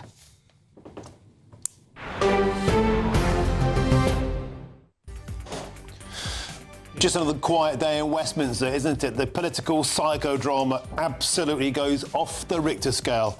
As about 15 minutes ago, the Scottish Labour leader Anna Sarwar calls for the resignation of Sir Keir Starmer. I'm a friend of his, he said. I hate to think what he says about his enemies. The first up the ladder, calling for the downfall of Sir Keir Starmer one by one. We're charting those who come out in support one by one. We'll be putting a magnifying glass of those who are choosing to stay silent. Of course, all eyes on 6 p.m. this evening, a showdown between all of the ministers and Sir Keir Starmer expected in Downing Street. Now that's been very, very much accelerated by the drama of the last half an hour. Let's get straight now to Chris Hope. I believe our man at Downing Street is there for us. Chris Hope, we expected fireworks on this Monday, but by Jove, it's absolutely gone up in smoke already today. 6 p.m, all eyes on that crucial meeting. Now, anything can happen. The bookies' odds have dramatically shortened in this past half an hour on the termination date, the expiration, the departure date of the Prime Minister, Sir Keir Starmer, looking every much now, Chris Hope, like a Prime Minister on borrowed time. Absolutely. The overdraft is ticking up, I think, for this Prime Minister. Forget borrowed time. He's in heavily in trouble here, I think. We just saw David Lammy arrive in his government car. He jumped out. I shouted at him, is it time for the PM to go? And he looked at me and answered. Now, as often they don't answer, and why should they, frankly, answer at me shouting at them? But this time he did answer, and he said this: no, we're waiting 14 years to get here. No. Now, the implication there is if the PM goes, that risks the Labour majority from July 2024. That suggests there may need to be a general election if someone who was appointed without a mandate from the British people to be Prime Minister. That is the high-stakes game that's being played out today in real time on GB News. Now, that was all triggered by 2:30 today when Anna Sarwar, who's the Scottish Labour leader, he said it's time for the PM to move on, and it's for others around the cabinet table to decide what they would do. That triggered a slew of messages on Twitter, on social media, of people saying they support the Prime Minister. To run through that list again, it's worth saying who they are. So Peter Kyle, the Science Secretary, Nick Thomas-Symonds, of course, he's the Cabinet Office Minister, Bridget Phillipson, Education, Joe Stevens, Wales, Yvette Cooper, Foreign Office, Heidi Alexander, Transport, Hilary Benn, Northern Ireland, John Healey, Defence, Rachel Reeves, Chancellor, Steve Reed, Housing. Now, there are some names missing there, and the names that are missing there are the ones who could well replace the Prime Minister, Sir Keir Starmer, if he had to go. Shabana Mahmood, silence. Wes Streeting, silence. And that really matters. There are reports already that a few hundred yards away from where I'm standing, Wes Streeting, the Health Secretary, has been doorstepped. That's challenged by by journalists saying, will you support the Prime Minister? He's refused to say he has confidence in him. That is really significant because we could be seeing some action from him later. I saw him walk through the cafes in Parliament in Portcullis House about an hour and a half ago. He was striding through without really caring the world. I wonder whether he thinks this could be his moment, of course. He's been seen by many as a person who could replace Sir Keir Starmer. He's a very good communicator, although I think many in his team don't think he has the support necessary amongst the MPs to replace Sir Keir Starmer. But absolutely high drama being played out. We saw the Chief of Staff, Morgan McSweeney, resign yesterday. We saw the head of comms, Tim Allen, go today. Now we see the Scottish Labour leader saying he has no confidence in the Prime Minister and it's time for a change. We now have 11 or 12 cabinet ministers saying they back Sir Keir Starmer, but crucially the ones who we think oppose him, who want to replace him, they've stayed silent. This is absolutely the most dramatic time I can remember in politics, well, since the last time under the Tories.